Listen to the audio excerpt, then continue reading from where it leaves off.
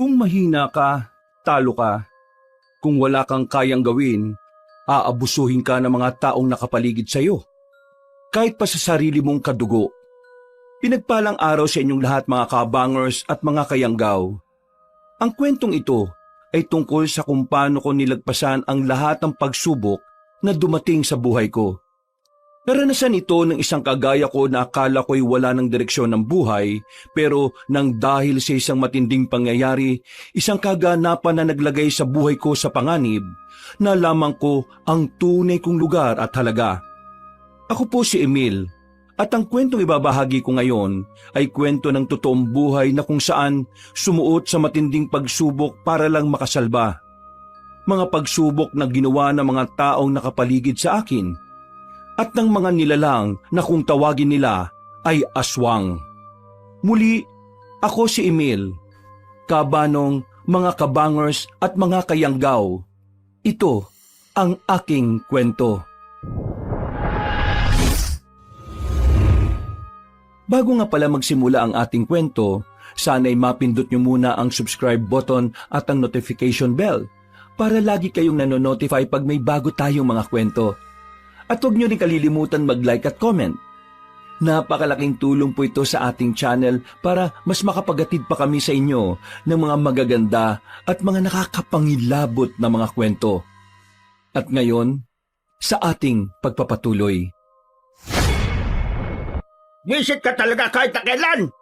Alak lang ang bibilin mo. Napatagal mo na. Saan bansa ka ba pumunta ha? Ang sabi ko dyan lang sa kabilang nayon. Tatawid ka lang ng tulay Lintik ka. Anong oras na? Inutusan kita mag-alauna. 4:00 na ngayon. Lumamig na tong mga pulutan namin Pasensya na tiyo. Sobrang dami kasing nakapila dun sa binilhan ko ng alak Kaya napatagal talaga ako. Wala akong magawa kung hindi pumila na lang din. Alam ko maraming pumipila doon kasi masarap ang alak doon Pero di ba sinabi ko naman sa'yo, hanapin mo doon si Mario at sabihin mo yung pangalan ko. Tsak ibibigay niya kagad yung kailangan mo. Ikaw kasi, tatanga-tanga ka. Hindi mo siguro ginawa kaya pumila ka ng pagkatagal-tagal. Naawa naman po kasi ako dun sa mga nakapila ng patas. Yung iba sa kanila, umaga pa lang nandun na para lang makabili ng alak. Kung makikisingit ako sa kanila, di para ko na rin silang dinaya. Nangangatwira ka ba talagang talentado ka? Anong tingin mo sa akin? Santo? Marunong maawa sa mga taong yon? Sino ba mga yon? Wala akong pakialam sa kanila. Ang akin lang, gusto kong mainom yung alak na gusto ka. Pero nang dahil sa kabagalan mo at katangahan mo, wala na ako sa mood. Palibhasa kasi ikaw, wala kang alam sa mga gantong bagay Hindi ka kasi nakapag-aral. Mang-mang! Walang kwenta! Tiyo, grabe naman yan. Napapahiya ako sa mga kainuman nyo Wag naman sanang ganyan. Napapaya! Wala akong pakialam. Ako ang napapaya sa kanila kasi naghintay sila ng ilang oras dahil sa katangaan mo. Kung sana sinunod mo yung sinabi ko wala sanang problema. Kahit na kailan, ang hilig mong gumawa ng sarili mong desisyon. Kahit alam mo naman sa sarili mong mahina yung utak mo. Opo, di naman po ako matalinong tao Pero yung ginawa ko po pagpapakatao lang. Mas iniisip ko po yung patas kaysa sa maging matalino at madiskarte. Yung po kasi yung turo sa akin ng tatay ko noon Yun ang turo sa iyo ng tatay mo? Kaya tingnan mo, namatay na lang yung tatay mo. Hindi man lang nakaranas ng magandang buhay. Puro kasi kabaitan ang ginagawa. Hindi gumagamit ng utak. Alam mo sa panahon ngayon, Emil, ang mababait na walang utak ay palaging kulelat. Yun ang pinamana sa iyo ng magaling mong ama. Alam mo ba, yung ama mo, noong mga bata pa kami, siya ang paborito ng mga magulang namin. Pero wala rin namang nagawa. Wala rin namang narating. Kasi sa una lang magaling. Tingnan mo nga ang buhay na hindi ba sa'yo. Walang patutunguhan. Hindi po tama na insultuhin niyo yung tatay ko. Matagal na siyang wala. Sana man lang matuto kayong rumispeto sa mga taong patay na. Kasi kung talagang matalino kayong tao, hindi na dapat ito sinasabi Kapatid niyo yun Ano sinabi mo? Sinasabi ko bang tanga ko? Kayo po nagsabi niyan hindi ho ako. Ba't papalag ka na ba? Ha? Papalag ka na? Bakit ka ganyan kumakatingin? Ha? Ano? Aray ko, Tiyo. Nananakit na naman kayo eh. Tingin ko, kailangan mo talagang nasasaktan eh. Para naman kahit papano eh, nauugay ang utak mo. At baka may kaunting katalinuhan pang nakasiksik dyan. Mapakinabangan man lang sana kita. Ganyan ba talaga kapag merong pera? At nakakaluwag sa buhay? Nangaabusan na ho ng mas mahirap? Aba, sasagot ka ba talagang visit ka ha? Oo, ganito talaga kapag meron kang pera. Kapag meron kang utak. Kaya kung ayaw mong malubog sa kumunoy ng kahirapan at katangahan mo, matuto kang gumamit ng utak. Maliit na nga lang yung utak mo, hindi mo pa gamitin. Mais ka na nga sa harapan ko. Baka malumpo pa kita. Sana, balang araw, pagsisihan nyo rin lahat ng ginagawa nyong mali sa kapwa nyo. Hindi po yung magiging tama kahit na kailan, Tiyo. Pamangkin nyo po ako. Kapatid nyo po ang tatay ko. Kaya kahit sana minsan lang ituring nyo naman akong kadugo nyo. Puro ka drama. Wala akong pakialam sa'yo. Hindi kita kargo. Tingin ko sa'yo rito, utusan. Yun lang. Kahit na kailan, hindi ako magkakaroon ng kahit na anong pake sa kagaya mong patabon. Nang dahil sa tatay mo naging miserable ang buhay ko noon. Ngayong naging matagumpay ang buhay ko ngayon hindi ko hahayaan na makinabang ka ron. Dahil anak ka ng taong kinamumuhian ko. Layas! Baka mapatay pa kita. Ang pangit-pangit mo. Maliw ka na! Sumisigaw na baho mo! Nagtawanan na lang ang mga kainuman ni Tiyo sa bakuran niya, Kabanong. Wala na akong nagawa kundi ang maglakad na lang palabas ng paika-ika. Paglingon ko sa kanila, nakita ko si Tiyo na nanlilisik ang mga mata. Ganun na ganun ang tingin niya sa akin sa tuwing binubugbog niya ako. Naglakad na lang ako papunta sa paborito kong tinatambayan kapag sinasaktan ako ni Tiyo. Sa ilog. Umupo ko sa malaking bato habang nakalublob ang dalawa kong paa sa tubig. Nakatulala ako sa kawalan. Napapaisip kung bakit kailangan kong mabuhay sa ganoong paraan. Ano ba nagawa kong kasalanan sa mundong ito? Bakit ako pinaparusahan ng ganito? Lahat naman ginawa ko para maging mabuting tao. Pero bakit ganito? Bakit kailangan kong danasin ang kalbaryong to? Sana hindi na lang ako nabuhay sa mundong to kung ganito lang din ang araw-araw kong mararanasan. Hindi ko na namalaya na tumutulo na pala ang luha ko noon, Kabanong. Mas masakit pa ang nararamdaman ng puso ko kaysa sa nararamdaman ng katawan ko. Natigil lang ang pagdadrama ko nang may dumating na isa pang binata. May daladala siyang balde. Napatingin siya sa akin kaya agad naman akong umiwas ng tingin. Hindi ko inaasahan na lalapit siya kaya nagtaka ako. Bakit? May kailangan ka ba? Sino may gawa sa'yo ng mga pasa na yan? Dumudugo din yung labi mo. Ha? Wala to. Malayo to sa bituka. Pero mukhang malapit sa puso Ha? Kitang-kita sa mukha mo, pre. Parang nahihirapan ka ng mabuhay. Paano mo naman nalaman? Manghuhula ka ba? Pipi yung mama ko. Mama mo? Pipi? Anong kunik? Siya ang kinalakihan ko dahil iniwan kami ng papa ko. At dahil nga hindi siya nagsasalita, nasanay ako na binabasa ang nararamdaman niya sa pamamagitan lang ng mga mata niya. Kahit hindi niya sabihin sa akin, naalalaman ko kung kailan siya nasasaktan at nahihirapan. Siguro dahil sa ganun, madali na lang para sa akin na basahin ang nararamdaman ng isang tao sa pamamagitan ng pagtingin sa mga mata. Ganun ba? Ngayon, ayos naman ba mama mo? Oo, ayos na siya. Wala nang sakit. Wala nang hirap. 5 taon nang nakalilipas mula nang pumanaw siya. Pero habang buhay siyang nananatili dito sa puso ko. Tama ka sa sinabi mo. Nahihirapan na ako mabuhay. Mahirap naman talagang mabuhay sa ganitong mundo. Mas mahirap kapag wala ka ng malapitan o makapitan. Mas mahirap kapag yung mismong kadugo mo yung pilit na binabaong ka sa lupa Kadugo mo ba yung may gawa ng mga pasang yan? Oo, tsuhin ko. Hindi kita pipiliting magsabi kung bakit Hindi naman tayo magkaibigan at magkakilala. Pero alam mo, isa sa mga natutunan ko sa nanay ko, minsan, mas maayos pang makitungo ang mga taong hindi mo naman kilala. kaysa sa mga taong inaakala mong katuwang mo sa buhay. Kaysa sa mga kadugo mo o kamag-anak. Siguro, ganun nga. May mga taong nasa paligid mo na maayos ang trato sa'yo. Ako kasi wala eh. Sa lugar namin, wala akong kakampi. Mag-isa lang ako. Lahat ng tao ang tingin sa akin basura. Dahil sa tiyuhin ko na kung ano-anong pinagkakalat. Sirang-sira ako sa mga tao. Kaya, ang hirap. Ang hirap lumaban ng patas. Minsan nga, naisip ko, ano kaya kung sumunod na lang ako sa mga magulang ko? Patay na rin kasi sila eh. Naisip ko rin yan dati.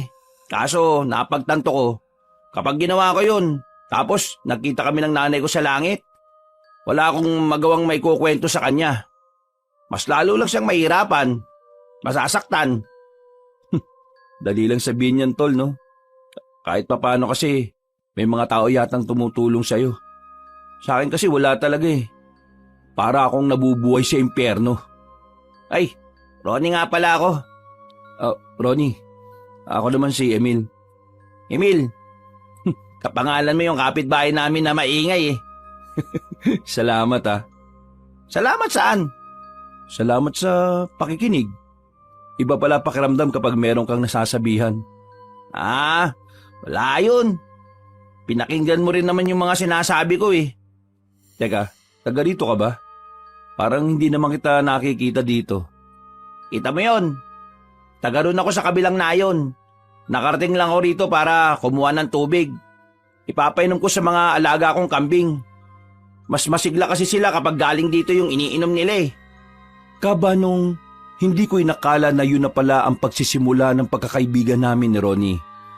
Lumipas ang isang linggo, mas naging malapit kami sa isa't isa. Parang kapatid na kaagad ang turingan naming dalawa. Madali kami nagkakasundo dahil ang dami-dami naming pagkakapareho. Lalong-lalo na sa pagiging ulila. Grabe, ang saya-saya pala rito sa inyo kapag piste no? Mas masaya sa bahay, ang daming pagkain. Daming niluto ni tite. Nako, gusto ko na matikman mga yun. Nagugutom na rin ako eh. Kakain tayo ng marami ngayon, tol. Sobrang saya ko noon, Kabanong.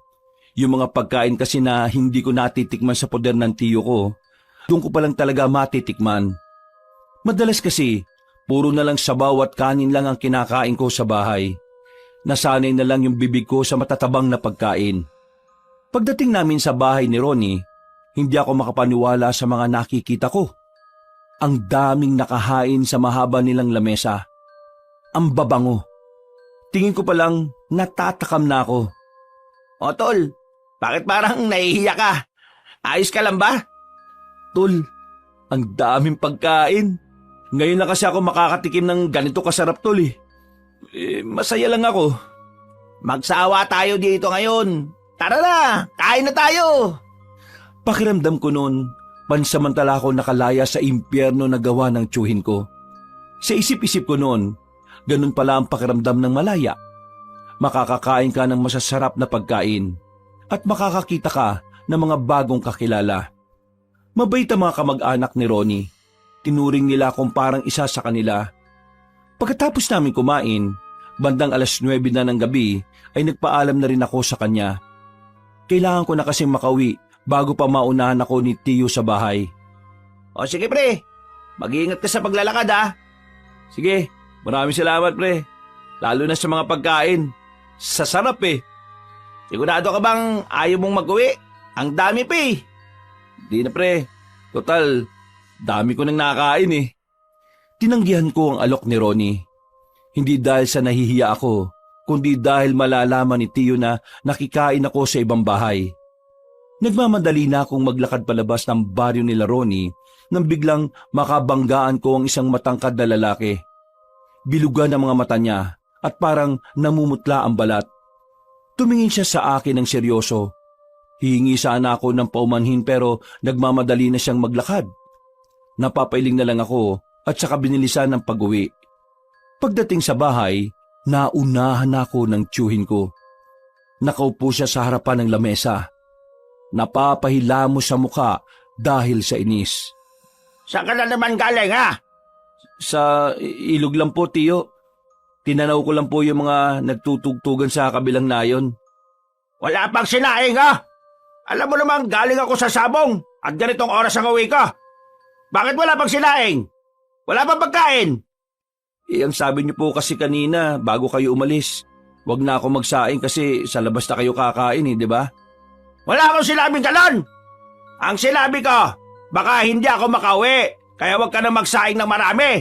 Nang marami! Hindi ko sinabing wag ka magsaing. Kahit na kailan talaga, napakatanga mong umintindi. Inutil ka talaga eh. Pasensya na ho, Tiyo. Pasensya na ho talaga. Pasensya! Sinira mo na naman ang mood ko, Emil. Talo na nga ako sa sabong. Ganito bang ibubukad mo sa akin? Halika nga rito. Bakit po, Tiyo? Basta lumapit ka rito, visit ka. Kahit natatakot ay napilitan na lang din akong lumapit ka, Banong. Bigla na lang niya akong sinampal ng malakas. Muntikan pa akong mawala ng balanse. Buti na lang ay nakatukod kagad ako sa lamesa. Masama araw ko kaya kailangan ko kumain. Kapag wala kang naihandang pagkain sa akin ngayong gabi, lulumpuin kita. Naintindihan mo? Opo, Tiyo. Agad na lang din akong kumilos ng mga oras na yon. Mabuti na lang at may itlog pang natitira at yun ang niluto ko para sa kanya. Kinain naman niya yon. Kaya nga lang, wala naman lang siyang itinira para sa akin.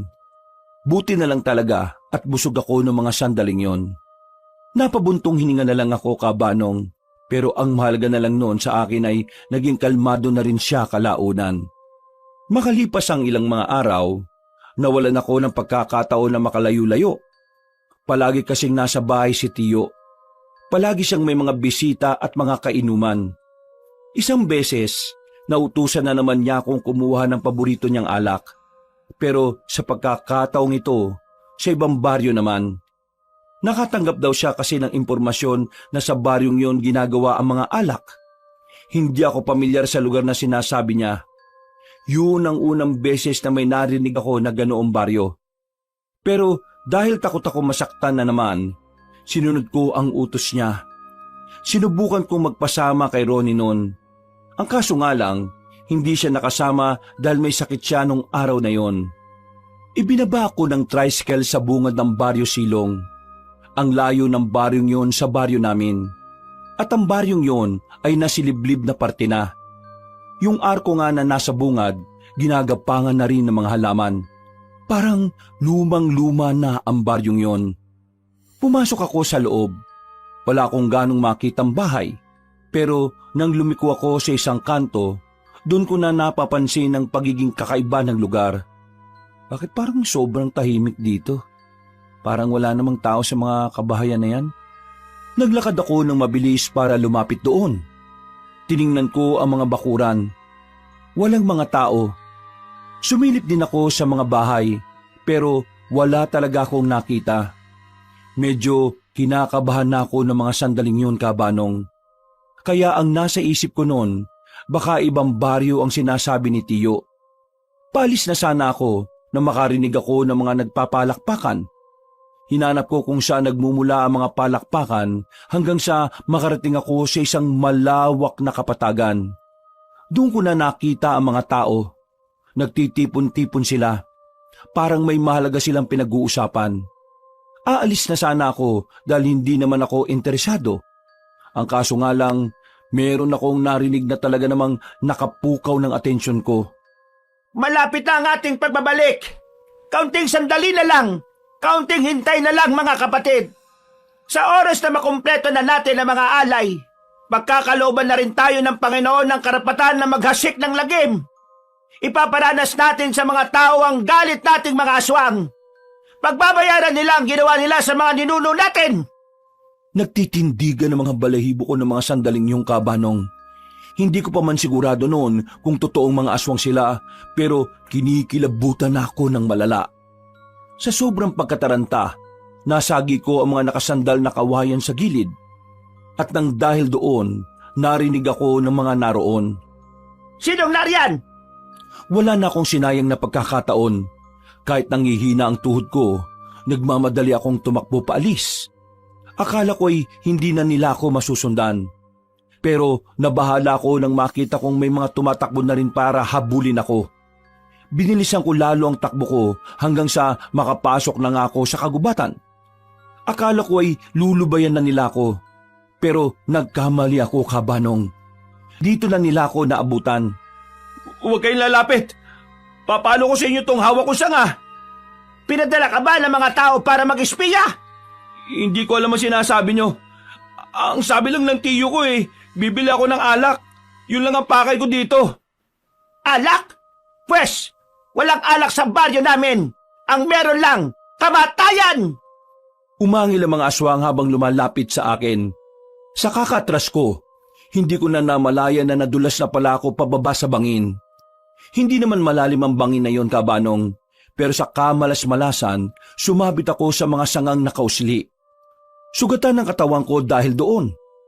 Hindi agad ako nakatayo sa sobrang hapdi. Wag kayo lalapit. Wag niyo ako sasaktan. Wala naman akong ginawa masama sa inyo Aray! Wisit! Ang hapdi! Para akong maiihi sa mga sandaling yon, Kabanong. Hindi ko alam kung bakit parang sobrang sakit at hapdi ang mga tinamo kong galos. Samantalang mga simpleng gasgas lang naman yon. Sabi mo sa akin, sino nagpadala sa'yo rito? Ang tiyuhin ko, sabi niya, dito daw mabibili masarap na alak.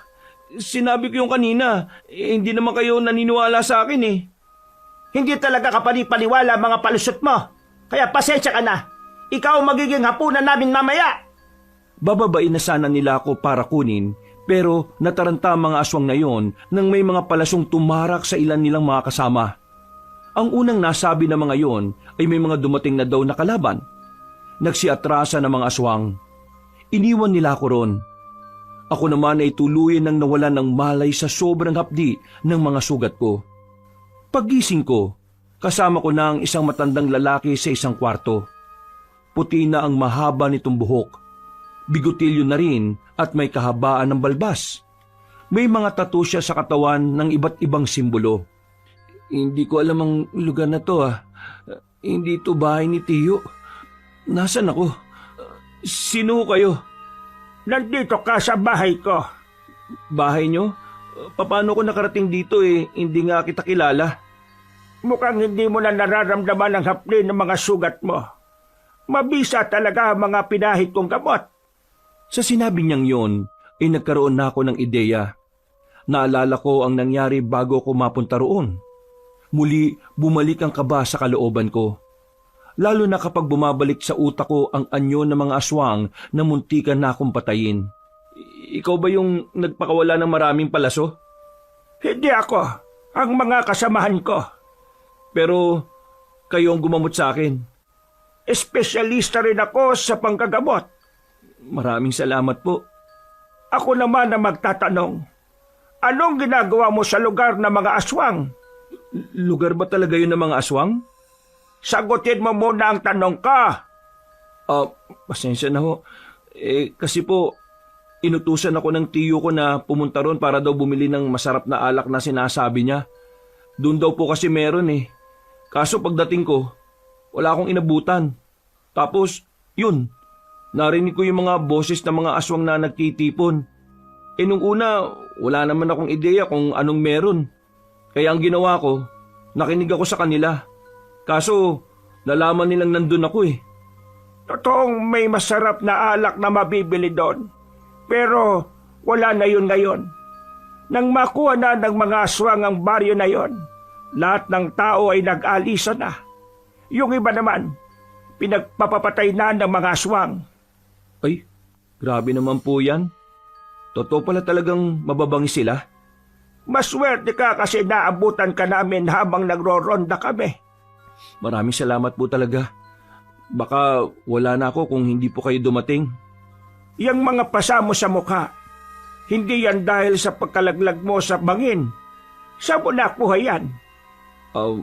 Wala po yan. Sa tiyuhin mo?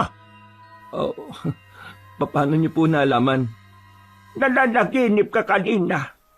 Umiiyak ka habang binabanggit ang pangalan ng tiyuhin mo. George. Agad akong nakaramdam ng lungkot ng mga oras na yon, Kabanong. May kasama rin yung takot. Dahil hindi ako nakabalik kagad sa amin. Siguradong malalagot na naman ako kapag umuwi ako sa amin. Sinasaktan ka ba niya para pasunurin sa mga utos niya? Wala naman po akong magagawa eh. Siya na lang yung nag-iisang tao na tumanggap sa akin. Kung wala rin naman siya, wala rin naman ako matitirhan eh. May magagawa ka pa. Takot ka lang. Nakulong ka kasi sa ideyang dapat kinatatakutan mo siya dahil akala mo siya lang ang meron ka sa mundo. Alam mo kung anong kailangan mong gawin para makalis ka sa problemang yan. Alamin mo kung anong tunay mong halaga. Kapag naalaman mo yon, mas mauunawaan mong dapat mas una mong pinagsilbihan ang sarili mo kesa sa ibang tao. Magpalakas ka. Sa mundong ito, ang mga mahihinang tao ay parang inaabuso. Ang mabubuting tao ay palaging ginagawang mahina. Sinasabi niyo po ba na dapat maging masama na lang ako? Hindi. Sinasabi ko lang na hindi mo kailangang maging mabuti sa mga taong hindi naman mabuti ang trato sa iyo. Ang kabutihan ay para lang sa mga taong karapat dapat pag-alayan. Huwag mong sayangin ang buhay mo sa mga taong walang magandang may dudulot sa iyo. Iligtas mo ang sarili mo. Natameme ako sa mga narinig ko, Kabanong. Alam ko naman sa sarili ko na tama ang sinasabi niya, pero hindi ko maintindihan kung bakit parang natatakot pa rin akong kumawala. Parang takot akong hanapin ang kapayapaan na mag-isa. Makakatayo ka na. Pwede ka nang makauwi. Pero bago yon, gusto ko lang sabihin sa iyo na kung sakaling gusto mong maging matapang at matibay, bumalik ka rito at tutulungan kitang hulmahin ka. Ano nga po palang pangalan niyo uli? Hindi ko sasabihin. Malalaman mo yon kung sakaling makikita pa tayo muli. Sige po. Pero ang pangalan ko po ay Emil. Matipid na ngumiti ang matandang lalaki, Kabanong. Hinatid na nila ako sa labas kung saan naghihintay ang isang tricycle. Yun ang naghatid sa akin hanggang sa bungad ang baryo namin. Pagbaba ko, kinabahan na kagad ako. Wala akong dalang alak. Wala akong may papakita kay Tio George. Hindi ko rin naman alam kung maniniwala siya sa sasabihin ko. Naisipan kong takasan ang problemang yon. Pero napagtanto ko rin na kung gagawin ko yon, parang sinabi ko na ring duwag ako. Huminga ako ng malalim at agad akong naglakad ng mabilis. Emil? Napatigil ako sa paglalakad nang tawagin ako ng isang magandang babae. Siya si Abigail. Karamihan sa kalalakihan sa lugar namin ay talaga namang pinagpapantasyahan siya. Anak siya ng kapitan namin. Isa sa mga nakakalaro ko noong bata pa ako. Nagulat nga ako nang tawagin niya ako kasi hindi ko naman siya gaanong close nung nagbinata at nagdalaga na. Abi, bakit? May kailangan ka ba? Huwag ka munang uuwi sa inyo. Ha? Huwag akong uuwi? Sa amin? Bakit naman? Ang tiyuhin mo, nagwawala na naman. Hinahanap ka kanina pa. Saka ba kasi nagpunta? At bakit ang dami mong sugat? Ano nangyari sa iyo? Ito? Wala to. Napaano lang sa daan. Sige na, uwi na ako. Huwag na muna. Masasaktan ka na naman eh. Hindi, ayos lang. Kakausapin ko lang si Tio. Pakikinig naman sa akin yun eh. Sigurado ka ba? Oo, ayos lang naman ako. Nakita ko ang pag-aalala sa mukha ni Abigail, Kabanong. Nakaramdam ako ng tuwa. Hindi ko kasi nakala na may iba pa palang tao na pwede mag-alala para sa kapakanan ko. Pero tumuloy pa rin ako.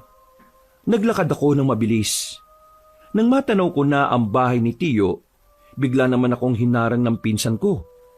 Si Toto. Kagaya ko, madalas din siyang utusan ni Tio. Pero siya, hindi siya sinasaktan. Uy, saka ba galing si Raulo ka? Ha? Saan? Teka, sandali lang. Bakit parang galit ka sa akin? Parang galit ako sa'yo. Tanga. Galit talaga ako sa'yo. Alam mo kung bakit? Ako pinagbuntanan ni Tiyo. Dahil sa'yo, nagalit siya sa akin. Buwisit ka. Aray! Isang malakas na suntok ang natanggap ko mula kay Toto. Sa lakas ng suntok niya ay napaupo ko sa sahig. Pero Hindi pa siya nakontento. Muli niya akong itinayo at hinawakan sa kwelyo. Dinikit niya ako sa poste ng ilaw. Di ba sinabi ko naman sa'yo, kapag ako napahamak dahil sa kagagawan mo, malilintikan ka sa akin? Sorry, hindi ko naman alam na mangyayari to eh. Mas lalong hindi ko rin naman ito ginusto. Pasensya na. Pasensya? Tingnan mo ginawa niya sa akin, oh. Pinaputok niya yung kilay ko. Tapos pinahiya niya pa ako sa mga kasama ko kanina. Lahat ng yun nangyari dahil sa'yo. Dahil sa katarataduan mo. Puro ka kasi gala eh. Totoo naman. Hindi naman ako gumala eh. Tingnan mo nga oh, ang dami kong sugat. Meron lang nangyaring hindi ko... Dagdagan ko pa yan, gusto mo? Tarantado ka. Nananahimik ako pero ako napagbuntunan. Ngayon, muwi ka ron. Para naman malasan pa rin yung galit ng walang yang tiyo natin. Binitiwan niya ako at agad na rin akong naglakad palayo. Mas lalo akong kinabahan ng mga oras na yon. Pakiramdam ko kasi, mas malala ang mangyayari sa akin sa oras na itapat ko ang paa ko sa bakuran. Pero kagaya ng sinabi ng matandang lalaki, kailangan kong maging matatag at matapang. Hindi ako nagpatinag. Tumuloy pa rin ako. Sa bakuran pa lang, nakita ko na si Tiyo. Nakaabang sa akin. Hindi pa man siya nagsasalita. Ramdam na ramdam ko na ang matindi niyang galit. Emil! Emil!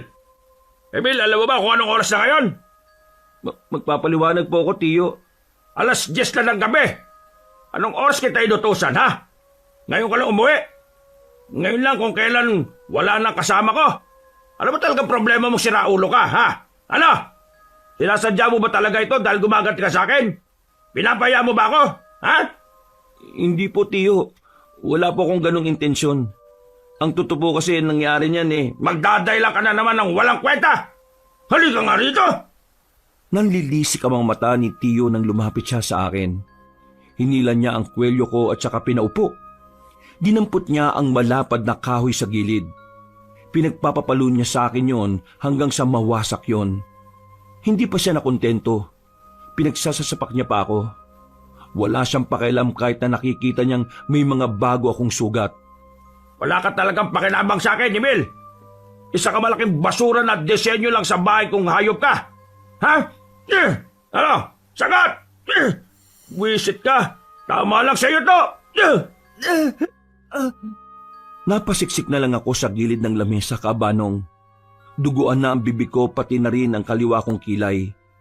Lambot na ang tuhod ko nang bumangon ako. Mga aswang, Tiyo! Ano?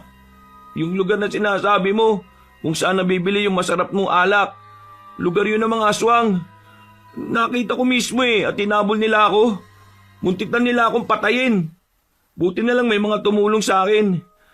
Wala na rin yung gumagawa ng alak na sinasabi nyo, Tiyo. Wala na sila dahil inangkin na ng mga aswang yung lugar nila. Sandaling natahimik si Tiyo. Parang pilit niyang iniintindi kung ano yung sinasabi ko. Akala ko maniniwala siya. Pero mas lalo lang siyang nainis sa mga narinig niya. Muli siyang lumapit sa akin. Isang suntok na naman ang pinakawalan niya na agad din namang tumama sa mukha ko. Tinatarantado mo ba talaga ako? Ha? Tingin mo maniniwala ako sa mga ganyang imbento mong kwento? Aswang? Hinabol ka? Ha! Sira ulo ko talaga ano? Hindi totoo mga aswang-aswang na yan. Buwang ka talaga. Kung totoo man sila, matagal ka na sanang patay dahil lampa ka. Nababaliw ka na yata Gagawa ka na lang ng palusot Hindi pa kapali-paniwala. Hindi po ako gumagawa ng kwento, Tiyo. Totoo naman talagang nakita ko yung mga aswang. Meron silang binabalak na masama. Meron silang mga iaalay na tao para... Manahimik ka na nga! Nakakairita yung boses mong hayop ka. Tiyo naman, maniwala naman kayo sa akin Isa pang salita mo, baka mapatay na talaga kita, Emil. Isa na lang! Tuluyan na akong natahimik sa takot na baka ano pa magawa sa akin ng tiyuhin ko. Umalis siya at ako naman ay pumasok na lamang sa bodega. Ang lugar kung saan ako pinatutulog ni Tiyo. Walang maayos na higaan. Kahit unan man lang ay wala. Pero humiga pa rin ako. Sobrang sakit ulit ng katawan ko. Akala ko nga noon mamamatay na ako, Kabanong. Nakakaramdam ako ng hilo. Natulog na lang ako. Paggising ko, akala ko patay na ako. Pero Nadismaya ako nang bumungad sa akin ang katotohanan. Nasa impyerno pa rin ako naggawa ni Tiyo. Aray, sakit. Humarap ako sa salamin. May mga bago na naman akong pasa. Buti na lang, hindi napuruan ang hita ko kaya nakakatayo pa ako na matino. Hoy! Lumabas ka na! Magkakot ka na ro ng panggatong. Magluluto mamaya. May bisita si Tiyo. Bisita? Na naman? Gusto mo umangal? Bakit hindi ka magsabi sa kanya? Ikaw na lang ang maghanap ng kahoy. Ayoko na rito. Wow Kung makapagsalita to, akala mo naman kung sino. Bakit? Saan ka pupunta? May matutuluyan ka ba? Wala. Mas maganda nang magpalaboy-laboy kaysa may bahay ka nga. Pero mga demonyo naman ang mga kasama mo. Aba, parang tumatapang ka na yata ngayon ha? Naalog na ba yung utak mo? Siguro nga naalog na utak ko. Tapos napagtanto ko kagad bigla na ayaw kong gumaya sa'yo. Utusan lang habang buhay. Anong sinabi mo? Lalapit sana siya sa akin pero bigla kong dinampot ang bote sa gilid. Binasa ko yun at itinutok sa kanya ang talim. Hindi niya inaasahan ang gagawin ko, kabanong. Nanlalaki ang mga mata niya at napagilid na lang siya para padaanin ako. Pakisabi kay Tiyo, ayaw ko na rito. Mas gugustuhin ko pang maging palaboy kaysa kasama kayo rito. Wala kang utang na loob. Matapos kang patirahin dito, ganyan na isusukli mo sa kanya? Ano? Utang na loob? Hindi pa ba sapat yung paghihirap ko dito bilang kabayaran? Wala na akong utang na loob sa kanya. Sa kahit sino sa inyo. Ayoko na. Kung gusto mo maging utusan, bahala ka. Hindi ko kinuha mga gamit ko dahil makikita ako ni Tiyo sa loob. Nagmamadali na lang akong lumabas. Napapatingin pa sa akin ang mga tao sa nadadaanan ko.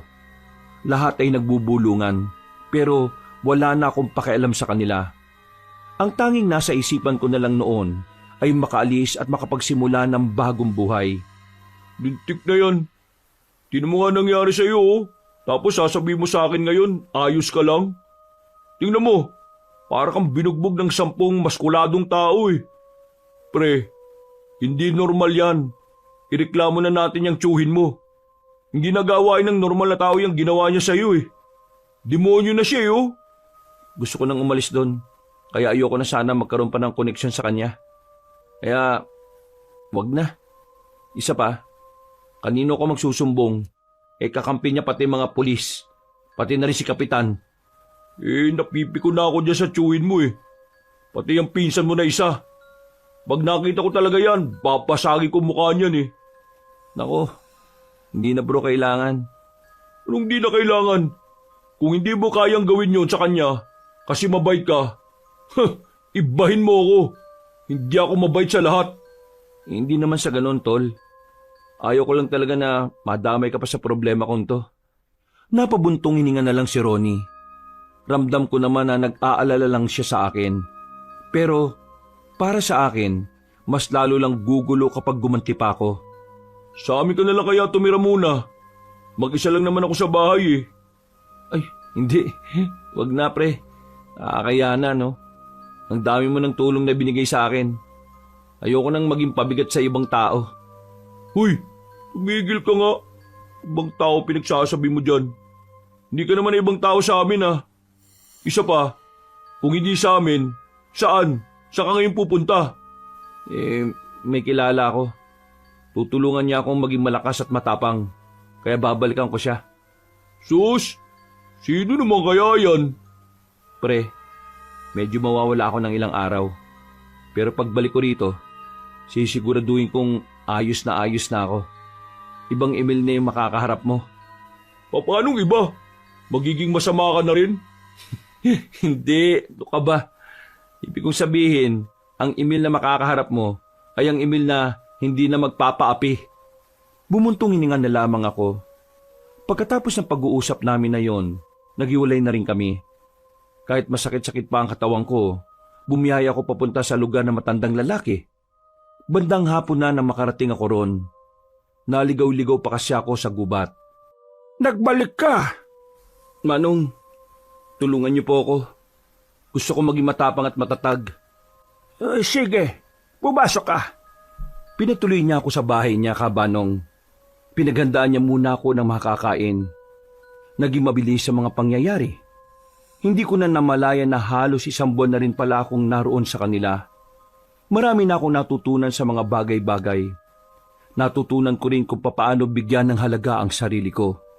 At isa sa mga mahalagang natutunan ko sa pananatili ko roon ay kung papaanong ipagtanggol ang sarili ko kontra sa mga taong mang-aapi sa akin.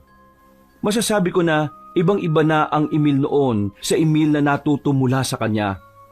Bukod sa mga natutunan ko, ay marami na rin akong kaibigan doon. Mula nang manirahan ako roon, mas naramdaman ko kung paano maging isang normal na tao. Yung tipong tinatrato ka ng tama. Mang Willie, ayos ka lang?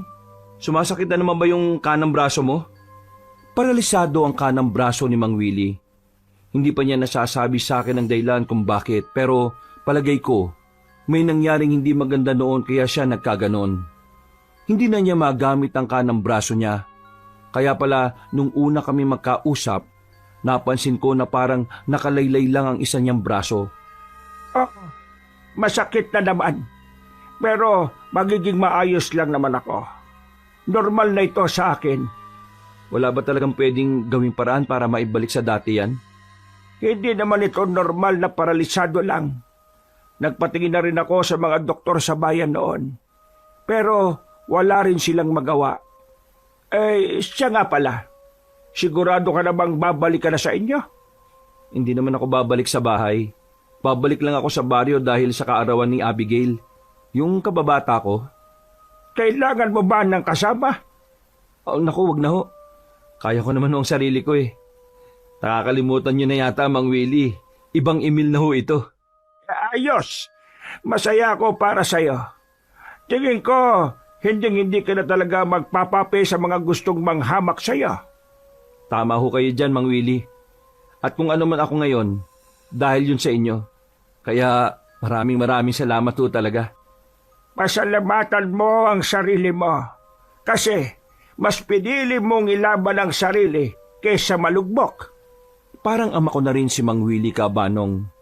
Kahit na 4 na linggo pa lang kaming nagkakasama, yung turingan namin sa isa't isa ay para talagang makadugo.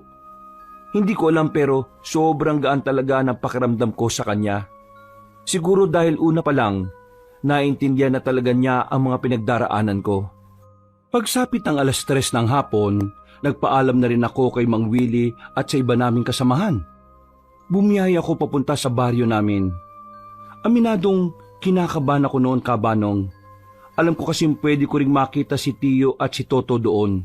Pero wala na akong pakialam. Ang tanging iniisip ko ay kung papaano ko maibibigay ang regalo ko kay Abigail.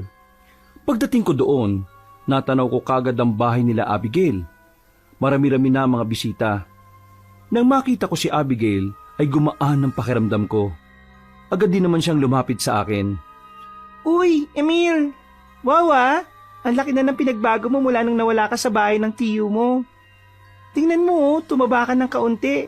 Medyo malaki ang muscle mo ah. Ayos ah. Ano ka ba? Ako pa rin to, no? Ay, ito nga pala. Hala, ano yan? Bomba! Para sabog tayong lahat dito. Ikaw ah, marunong ka na rin magbiro ngayon ah. Basta, buksan mo na lang kapag nasa loob ka na ha. Pasok ka, may pagkain sa loob. Ay, hindi na ako magtatagal. Dumaan lang talaga ako para batiin ka at ibigay yung regalo ko sa'yo. Alam mo naman siguro kung bakit ayaw ko muna rito sa atin.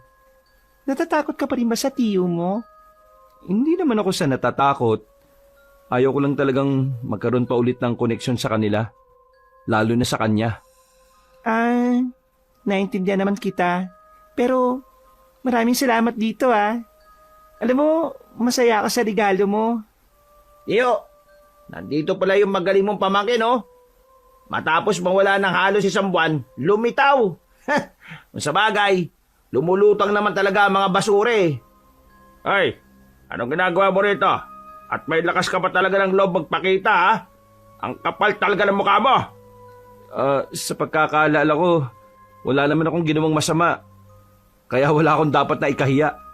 At walang dahilan para hindi ako pumunta rito. At talagang kinakaya mo nang sumagot-sagot sa akin, ah? Bakit? Ano pinagmamalaki mo? Nagkaroon ka lang ng kaunting muscle, akala mo kung sino ka na.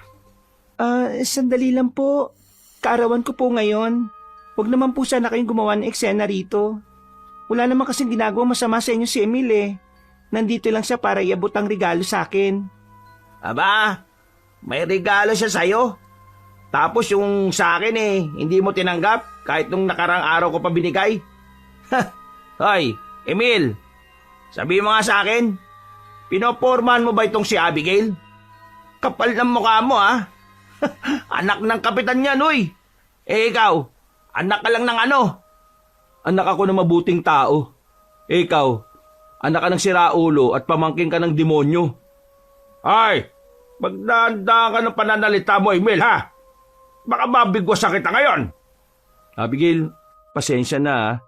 Kailangan pa itong mangyari. Ayos lang. Patulan mo. Sigurado ka? Hoy, Emil, tinatanong kita, pinopormahan mo ba si Abigail? Eh ano naman sa'yo kung sakaling oo? Eh, tarantado ka rin pala eh, no? Nauna ako dyan, ah. Uy, para sa kaalaman mo, binasted na kita. Anong naunang sinasabi mo dyan? Hoy, binasted ka na pala eh. Anong iniiyak-iyak mo dyan? Tiyo, bigyan ko lang na isa to, ah. Masyado nang mayabang eh. Bangasan mo yung mukha niyan para malaman niya na maling-mali na nag-aangas siya dito sa harapan natin. Lumapit sa akin si Toto. Sinuntok niya ako pero nagawa kong ilagan yon. Dahil sa mga tinuro sa akin ng Mang Willie, wala man lang tumama sa mga suntok niya. Iniilag-ilagan ko lang. Pinagtatawanan na siya ng ibang nakakakita sa amin. Hinawakan ko naman siya sa kamay at saka sinipa. Dinakma ko siya sa kwelyo at saka sinuntok ng isang beses sa muka. Tumbak agad siya at dugo ang nguso. Hindi pa ako nakontento. Pinagsisisipa ko pa siya. Hindi ko pa sana siya titigilan kung hindi lang ako inawat ni Abigail. Tiyo, ibang Emil nang nasa harapan nyo ngayon. Hindi na ito yung Emil na kayang-kaya nyong apihin at saktan. Ang Emil na nasa harapan nyo ay kaya ng lumaban. Kaya sa susunod na hamakin nyo ako ulit, ikaw mismo, gagawin ko sa iyo lahat ng ginawa mo sa akin noon. Aba, mayabang ka. Akala mo kakayanin mo ako porque marunong ka ng lumaban? O bakit anong gagawin nyo? Ipapatira mo ako sa mga kakilala mong basagulo? Siguraduhin mo lang hindi na ako mabubuhay. Kasi kapag nagkataon, babalikan kita at lulumpuhin kita para magamit mo na yung wheelchair ni Lolo. Namangha ang mga tao sa pinakita ko. Bakas naman sa mukha ng tiyo ko ang pagkabigla sa mga nangyari. Si Toto naman nakaiga pa rin, hilong-hilo. Pinagtatawanan siya ng mga tao habang ako seryoso lang at kalmado. Maya-maya pa, nagpaalam na rin ako kay Abigail. Naglakad na ako paalis para puntahan si Ronnie. Sabik na kasi akong ipaalam sa kanya kung ano na ang mga pagbabago sa akin. Pagdating ko sa bahay nila, inabutan ko si Ronnie. Napatigil siya sa ginagawa niya nang makita ako. Niyakap niya ako agad sa sobrang tuwa. Pero nagtaka ko kung bakit niya bigla kong hinila papasok ng bahay niya. Para siyang nababahala, patingin-tingin sa paligid. Mabuti naman bumalik ka na. Grabe, munti ka na kitang hindi makilala. Ang pogi mo kapag wala kang galos sa muka. Tingnan mo, oh, laki na ng katawan mo. Oh. Laglag panty ng mga babae niya sa'yo. Uy, para kang sira. Hindi naman, oh. Ano, kumusta ka na? Eh, teka, bakit parang aligaga ka? Tingin ka ng tingin sa labas eh. May problema ba? Eh kasi tol, nabalot na ng kababalagan tong baryo namin. Kababalagan? Anong kababalagan niya sinasabi mo? Eh parang ayos naman tong lugar ninyo eh oh. Maniniwala ka ba kapag sinabi ko sa iyo ang totoo? Ano nga yun? Bigla naman akong kinabahan sa iyo tol. Merong pinatay sa amin. Isang magsasaka tol.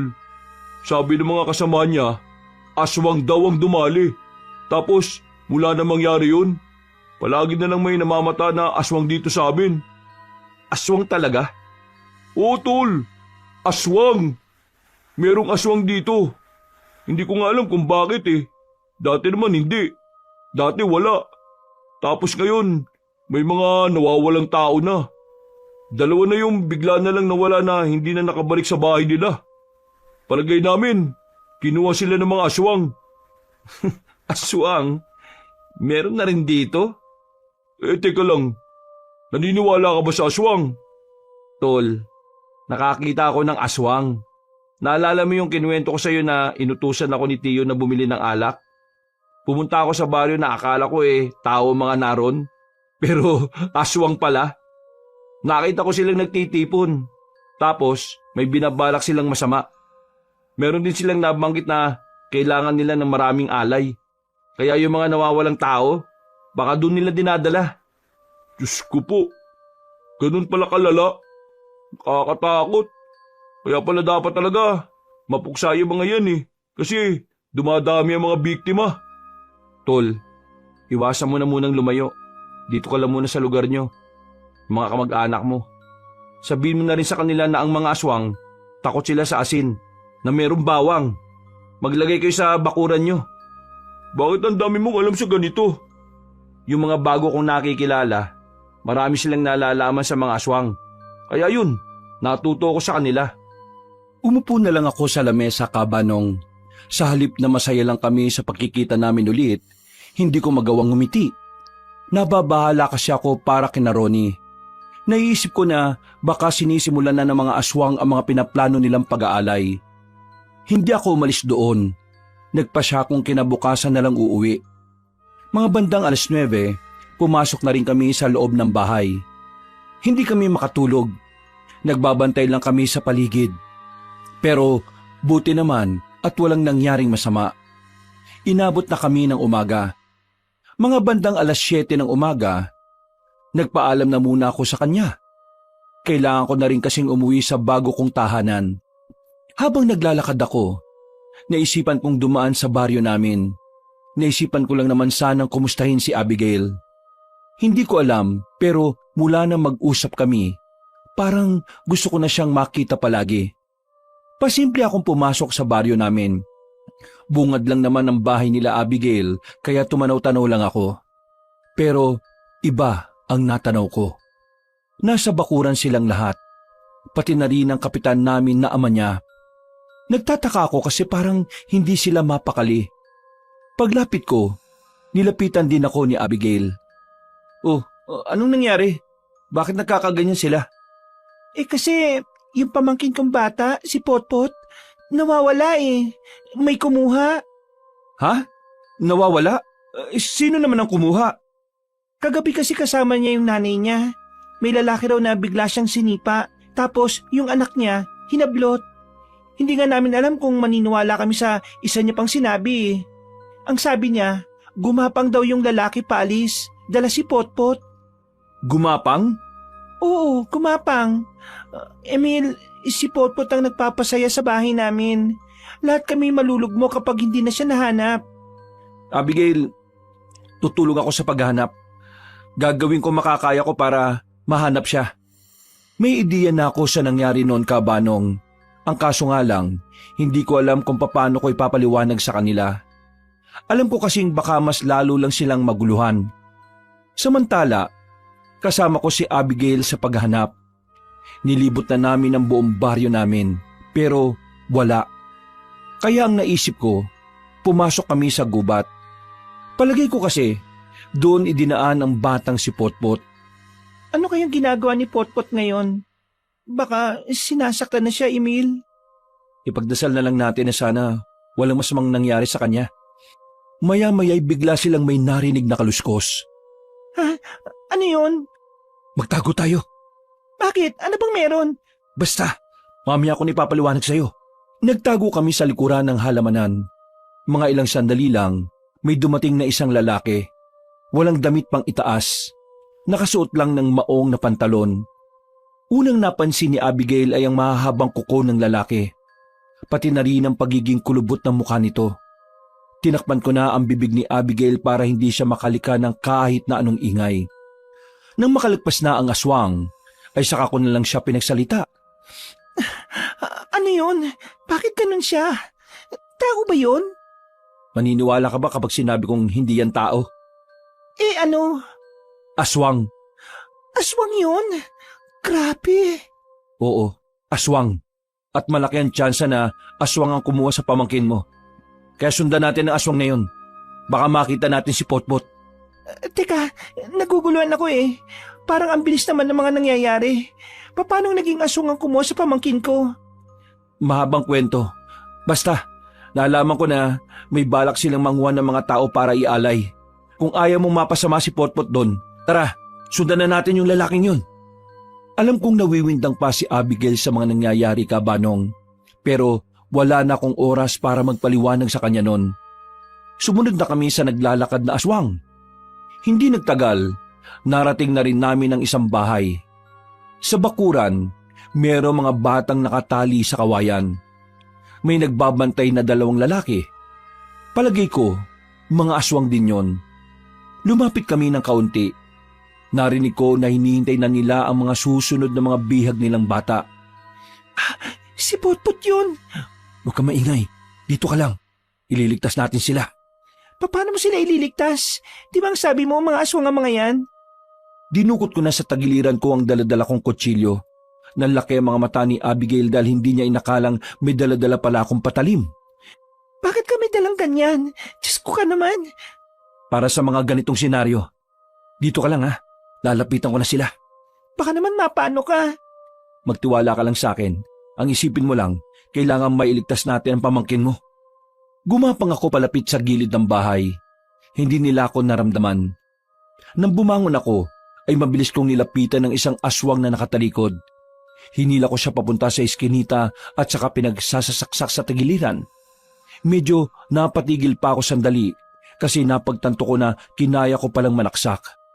Nang mapatay ko na ang isang aswang na yon, isusunod ko na sana ang isa, pero inabangan na pala niya ako sa bakuran. Inatake niya ako. Nabitiwang ko ang kutsilyo. Saka naman nag-iyakan ng mga bata. Pumaibabaw sa akin ang aswang. Malakas siya, Kabanong. Mabigat. Kaya nung unay nahirapan ako. Buti na lang ay nakaisip kagad ako ng paraan. Tinusok ko ang mga mata niya. Nang makalis siya sa ibabaw ko, hindi na ako nagsayang ng oras para kunin ang kutsilyo. Agad kong itinarak yon sa leeg niya. Dahilan para mamatay siya kagad. Mga bata, huwag na kayong umiyak. Nandito ako para itakas kayo. Ako, Potpot. Si tita to. Nandito na ako, okay? Hindi ka na mapapahamak. Aalisin ko na yung pagkakatali nyo ha. Makikinig kayo sa amin para makalis tayo sa gubat. Nanahimik ang mga bata. Pinagtatatanggal ko na ang mga tali sa kamay nila. Nasa 7 bata yon at halos lahat 5 taon pababa. Pero kahit na ganun, masunurin sila sa amin. Nagawa namin silang ilabas ng gubat. Nang makarating na kami ng baryo namin, tuwang-tuwa ang kapitan namin dahil naibalik na ang batang si Potpot. Ang ibang bata naman ay sa ibang baryo nakatira. Pero pansamantalang sa barangay hall na muna ilalagay habang inaalam ang kanilang mga tirahan.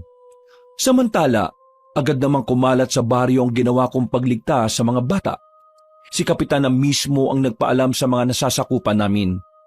Lalo na ang tungkol sa mga aswang. May ibang hindi pa rin naniniwala, pero karamihan ay kumbinsido na totoo ngang may aswang na gumagala na sa mga baryo. Abigail, o paano? Mauna na ako ha. Pakisabi na lang kay kapitan na nakaalis na ako. Sigurado ka bang hindi ka napapasok sa loob? Gusto kang makasama ni Papa sa hapunan bilang pasasalamat. May kailangan pa kasi akong asikasuhin eh. At yung nangyari kanina, ipapaalam ko sa mga kasama ko. Porke niligtas mo yung mga bata? Akala mo kung sino ka na? Napalingon ako sa likuran ng marinig ang boses na yon ni Tiyo. Bumuntong hininga na lang ako. Ayaw ko na kasi talaga ng gulo nung oras na yon. Pero mukhang sinusubok talaga ako ng panahon. Palis na ako. Ayaw ko na ng gulo, Tiyo. Kaya hayaan mo na ako. Makukulong ka sa ginawa mo kay Toto. Akala mo wala lang yon? Mas malala pa rin ang ginagawa mo sa akin dati. Ibig sabihin, ipapakulong din kita? Kaya mo ba? Malamang hindi. Marami kang kapit eh.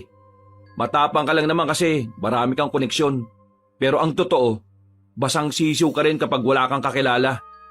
Yung mga aswang, paano mo napaniwala si Kapitan doon? Totoo sila eh. Kahit tanungin mo pa yung mga bata, kahit tanungin mo pa itong si Abigail. Mga bata yan eh. Malamang sasabihin yan, oo. Yang si Abi, mukhang ginayuman mo na yan eh. Gusto mo rin yata masaktan eh. Tinatakot mo ba ako? Hindi. Sinasabi ko lang kung anong kaya kong gawin. Natigil ang usapan namin nang biglang may dumating na matandang babae. Ayon sa kanya, merong aswang na humablot na naman ng bata sa bandang simbahan. Paalis na sana ako, pero dahil doon ay nagdesisyon ako manatili paraon. Wala akong sinayang na sandali. Tumakbo kagad ako papunta sa simbahan. Kutsilyo lang ang dala ko. Pero wala akong pakialam. Parang naging sistema ko na rin na pigilan ng mga aswang sa pambibiktima nila. Kaso, nang dumating ako ron, naroon din si Toto. Meron siyang dalang itak. Tinulak niya pa ako at sinabing wag akong makialam. Anong pinagsasasabi mo? Nasikat ka, di ba? Ako nauna dito eh. Ako ang papatay sa aswang na nandito. Hindi mo siya kakayanin. Wala kang alam sa pagpuksa ng aswang. Sus! Ang sabihin mo, gusto mo na naman pukawin ang atensyon ng mga tao para ikaw na naman ang bida. Umalis ka nga rito. Akong balang magligtas sa bata. Oh, ayan na yung bata oh. Nakalabas na. Wala ka nang ililigtas. Kakalabanin ko yung aswang. Hindi ako papayag na ikaw na naman ang bida. Ang lala ng ugali mo. Paligsahan sa'yo to. Ang akin lang, iniisip kong kapakanan ng mga tao. Dumadami na nagpapakitang aswang dito oh.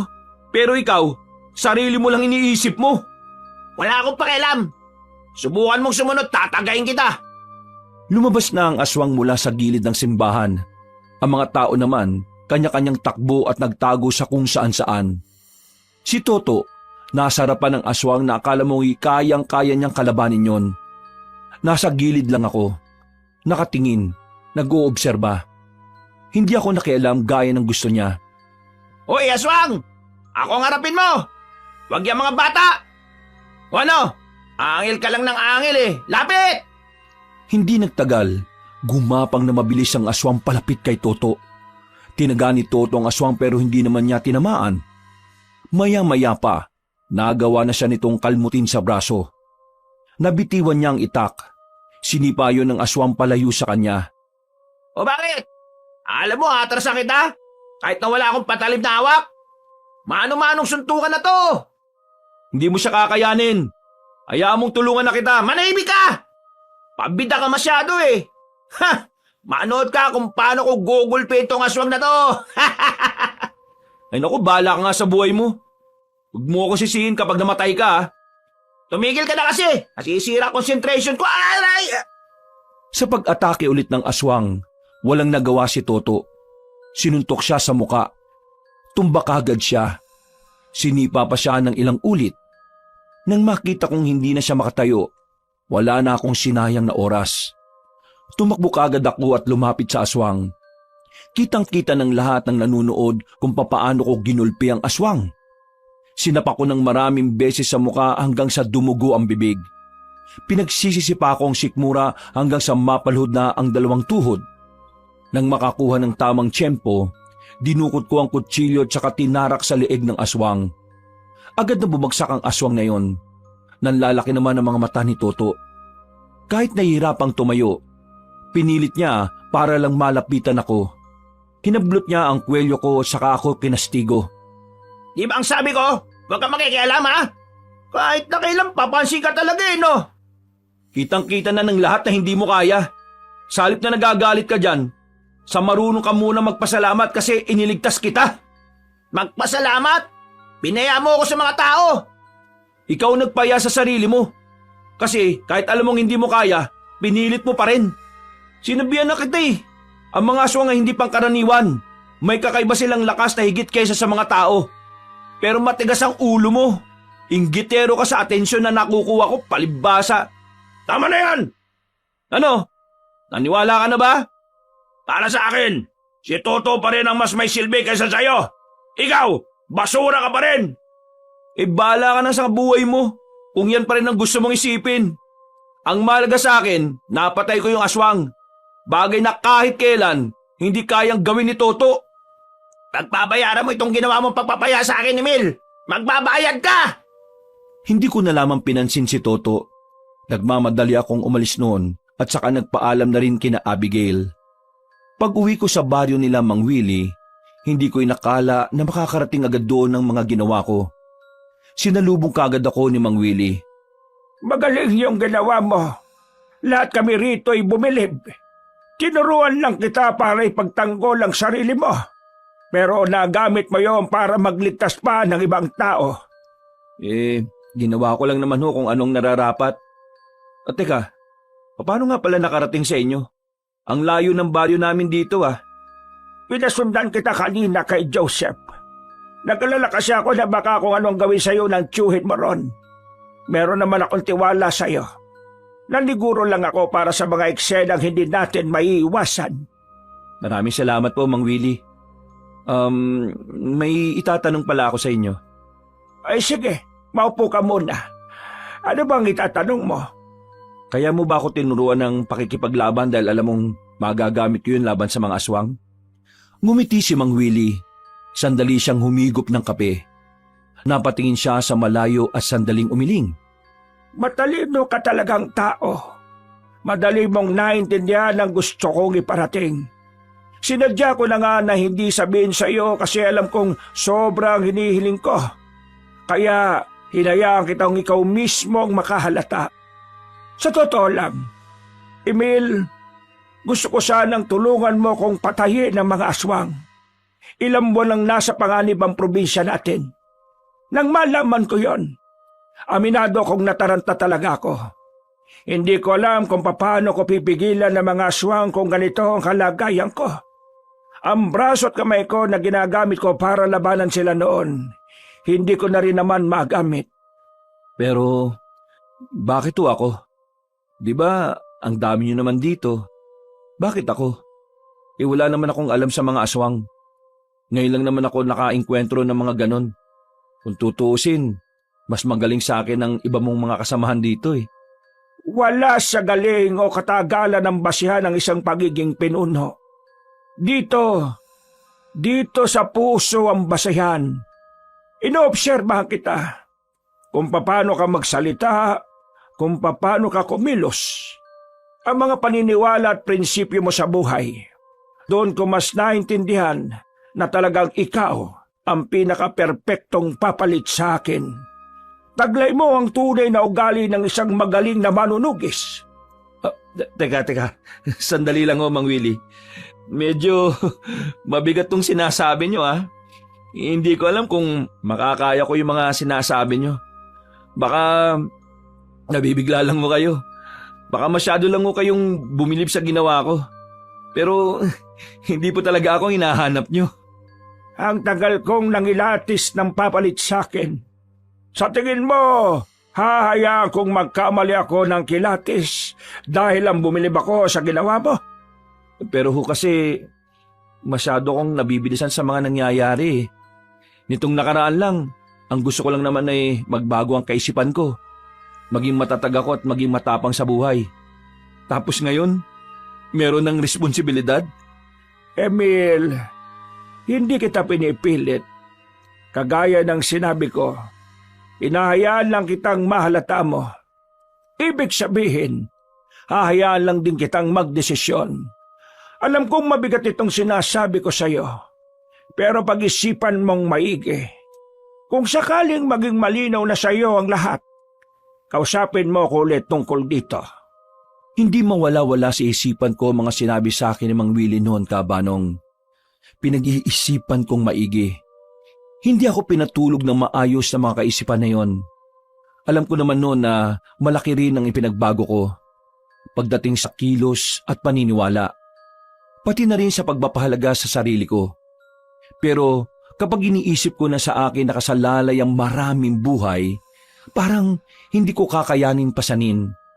Kinabukasan, umalis ako ulit sa baryo ni Mang Willie. Bumalik ako kina Ronnie. Sa pagdating ko doon, masamang balita na naman ang bumungad sa akin. Halika, pasok ka, bilis! Ha? Anong meron? May misa ba? Bakit pinapatunog ang kampana ng simbahan? Walang misa, pero merong pagluluksa. Kagabi, nakitang nakahandusay si Father Isko sa tapat mismo ng simbahan. Ang sabi ng mga madre, merong isang lalaking umaaligid sa simbahan. Nahalata yata ni Father na aswang yun. Sinubukan niya raw kalabanin, pero hindi niya kinaya eh. Ayun, napatay siya. Tapos, natangay pa yung isang madre. Grabe na palang nangyayari dito sa inyo.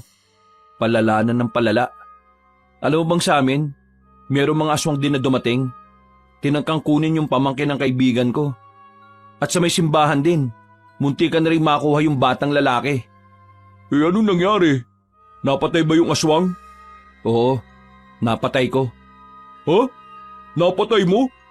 Ibig mong sabihin, ikaw yung pumatay? Oo. Ako rin yung nagligtas sa mga batang dinukot at dinala sa gubat. Teka tol, hindi ko maintindihan eh. Paano mo nagagawang kalabanin ng mga aswang? Ganun ka na ba kaastig? Yung mga tumulong sa akin para maging ganito ko, kumakalaban sila ng mga aswang. Sila ang nagturo sa akin kung paano makipaglaban at makipagsabayan. Grabe! Astig naman yan, tol. Parang gusto ko rin magpaturo ah. Para naman maprotektahan ko yung mga kamag-anak ko rito. Takot na sila eh. Hindi na nga lumalabas ang karamihan sa kanila. Ako at ang ibang pinsan ko na lang na lalaki ang nagkukusang bilhan sila ng mga pangangailangan nila eh. Tol, yung mga pinsan mong lalaki, papuntahin mo rito. Bakit? Anong gagawin natin? Ituturo ko sa inyo yung mga natutunan ko. Tuturuan ko kayong protektahan ng sarili nyo, pati na rin ang mga mahal nyo sa buhay. Nakita ko kaagad ang pananabik sa mata ni Ronnie. Parang biglang nawala ang pangamba at takot sa kanya. Hindi nga nagsayang ng oras si Ronnie. Pinapunta niya kaagad ang mga pinsan niya. Kahit na tirik ang araw, sinimulan namin ang pag-iensayo. May mga napapadaan na tao at nakikita kami. Kalaunan, naging interesado ang mga yon sa ginagawa namin. Kabanong, hindi ko inakala na ang pagtuturong ginawa ko kina Ronnie ay gugustuhin na rin ng iba. Nang matuto na sila Ronnie, sila na rin mismo ang nagturo sa iba nilang kalugar. Nakaramdam ng tuwa, pag-asa at kaganahan. Naisip ko na kung pwede kong gawin yon sa baryo nila Ronnie. Malamang sa malamang, pwede ko rin gawin yon sa baryong pinagmulan ko. Lalo na't kailangan talaga nilang matuto kung paano labanan ng mga aswang. Makalipas ang ilang araw, nagkaroon ng magandang epekto ang ginawa namin nila Ronnie. Karamihan sa mga lalaki sa bawat pamilya roon, malalakas na ang loob. Handa na silang tumindig para labanan ng mga aswang. Natuwa naman ako. Kaya ang naisip ko, pumunta na rin sa baryo namin. Sinamahan ako ni Ronnie sa unang pagkakataon. Ito yung unang beses ko na makakarating sa inyo. Ipakita mo sa akin yung chewin mo ha. Uuntog ko sa muscles ko. Nakakatawa ka talaga. Hindi na kailangan yun. Yung mga ganong klase ng tao, hindi na dapat natin pinagsasayangan ng oras yun. Hinainis pa rin kasi ako kapag naaalala ko kung paano kanya ginagawang basura eh. Ayos na yun sa akin. Hindi naman nila mauulit yun eh. Kita mo naman siguro kung ano na ako ngayon. Oh, yun na yung kanto. Tara, bilisan na natin. Oo, gagabi na rin eh. Napatigil kami sa paglalakad nang biglang lumabas si Toto mula sa mga halamanan. Akala ko nung una ay mangungulit lang siya. Hindi na lang sana namin siya papansinin. Pero nagulat ako nang bigla na lang siyang maglabas ng baril. Aminadong kinabahan din ako, Kabanong. Alam kong sa isang galaw niya lang ng gatilyo, pwedeng yun na ang huling oras ko sa mundo. Mayakbang ka, di ba? Ha? Pinaya mo ako sa harapan ng maraming tao. At lalong-lalo na sa babaeng gusto ko. Hindi nga kita pinahiya. Sinabihan na kita una pa lang na hindi mo kakayanin ng aswang. Pero hindi ka nakinig eh. Pero nakialam ka pa rin. At dahil sa pagiging bida-bida mo, ako nagmukhang mahina. Hindi ko kasalanan kung yan ang iniisip mo. Pero wala akong ginawang masama. Sa katunayan eh, iniligtas pa nga kita eh. Sinasabi mong utang ko buhay ko sa'yo? Tarantado! Sinadya mo yon para magkaroon ako ng utang na loob sa'yo. At para gawin akong kahiyan sa harap ng maraming tao. Tol, sino ba yung lalaking yan? Siya yung pinsan ko. Ikaw pala yung... Manahimik ka! Hindi kita kinakausap ha! Baka ikaw putukan ko nito. Baba mo na yan. Hindi maganda ang gagawin mo. Sarili mo lang ang masisira mo. Sirang-sira na ako mula nang ipahiya mo ako, Emil. Kaya wala na akong pakialam kung ano man mangyari pagkatapos kong ibaon sa ulo mo ang bala nitong baril ko. Makinig ka sa akin, Toto. Hindi ka mamamatay tao. Alam ko na gaya mo, biktima lang din ng pagiging demonyo ng tiyuhin natin. Hindi ako ang kalaban mo rito. Ang kalaban natin dito ay ang pagmamaltrato ni Tiyo at ang mga aswang na nagtatangkang Hindi mo ako mauto, no? Tutuluyan na kita, Emil! nang biglang may narinig silang pag-iingay ng mga paniki at kalusko sa paligid. Tol, ano yun? Hindi ko rin alam, pero sa tingin ko, masamang babala yun. Oo, masamang babala talaga. Kasi mamamatay ka na ngayon. Napalingon kami lahat sa gilid nang biglang may lumabas na aswang. Dumiretso agad yun kay Toto. Agad naman niya itong pinaputukan. Ang kaso nga lang, hindi naman niya yun tinamaan. Sa halip, si Toto pa ang nadali sa bandang tagiliran. Dahil doon, nabitiwan niya ang baril. Napahiga siya. Hindi naman ako nagdalawang isip na puntahan siya. Sinipa ko ang aswang para mapalayo siya sa pinsan ko. Tol, ako nang bahala rito. Asikasuhin mo yung pinsan mong kupal. Sakit! Aray! May dugo! May dugo! Huwag ka masyadong gumalaw. Tatapalan ko muna yung sugat mo. Tumigil ka! Pinagbumukha mo na naman ako mahina eh. Wala akong pakialam kung anong gusto mong isipin. Basta gagawin ko to dahil ayaw kong mamatay ka. Wag! Tumimik ka nga. Pag hindi ka tumahimik, sasapakin ko yung mukha mo eh. Agad kong kinuha ang mga telang daladala ko. Habang si Ronnie naman, nakikipagpambuno na sa aswang. Nakampante naman ako sa kanya dahil nakita kong nagagamit niya ang mga pinag-aralan namin na galaw. Aray! Daan-daan lang naman, bisit ka! Wala tayong oras para magdahan-dahan. Tiisin mo. Kala ko matapang ka. Aray! Ano ba yung nilalagay mo? Gamot. Para mamanhid at mapigilan ng pagdurugo. Bakit mo ba ginagawa to, ha? Bakit? Munti ka na nga kitang patayin kanina eh, tapos nililigtas mo na naman ako. Bakit ba? Bakit ba palagi mo nalang pinaparamdam sa akin na ako ang masama at ikaw mabuti? Ha? Bakit? Bakit? Hindi yun ang gusto kong iparamdam sa'yo. Gusto kong iparamdam sa'yo na pareho tayo. Pareho tayong biktima sa kasamaan ng tiyuhin natin. Gusto kong maramdaman mo na kasama mo ko kung sakaling gustuin mo na rin na matinong buhay. Alam ko, hindi tayo magkasundo. Pero umaasa pa rin ako na balang araw na magiging isa na rin ang pananaw natin. Dito ka muna. Diyan ka lang ha. Huwag kang gagalaw. Hintayin mo munang mamanhid bago ka tumayo. Hindi na nakapagsalita si Toto sa mga sinabi ko. Noong mga sandaling yon, pinagdarasal ko na rin sana matauhan na siya. Na sana, malino na para sa kanya na kahit kailan, wala akong masamang intensyon sa kanya. Ang kulit ni Tutol! Tulungan mo nga ako! Aambahan ko pa lang sana yung aswang, pero bigla na lang siyang tumakbo ng mabilis paalis. Nang masiguro naming wala ng aswang sa paligid, binalikan namin si Toto. Sasama ka sa amin. Saan niyo naman ako dadalin? Sa ligtas na lugar. Masama ako tungkol rito sa baryo natin eh. Sakto naman may napadaan na tricycle kaya nakabiyahe na kami kagad. Hindi na muna namin tinuloy ni Ronnie ang pagtuturo ng mga nalalaman namin sa pakikipaglaban.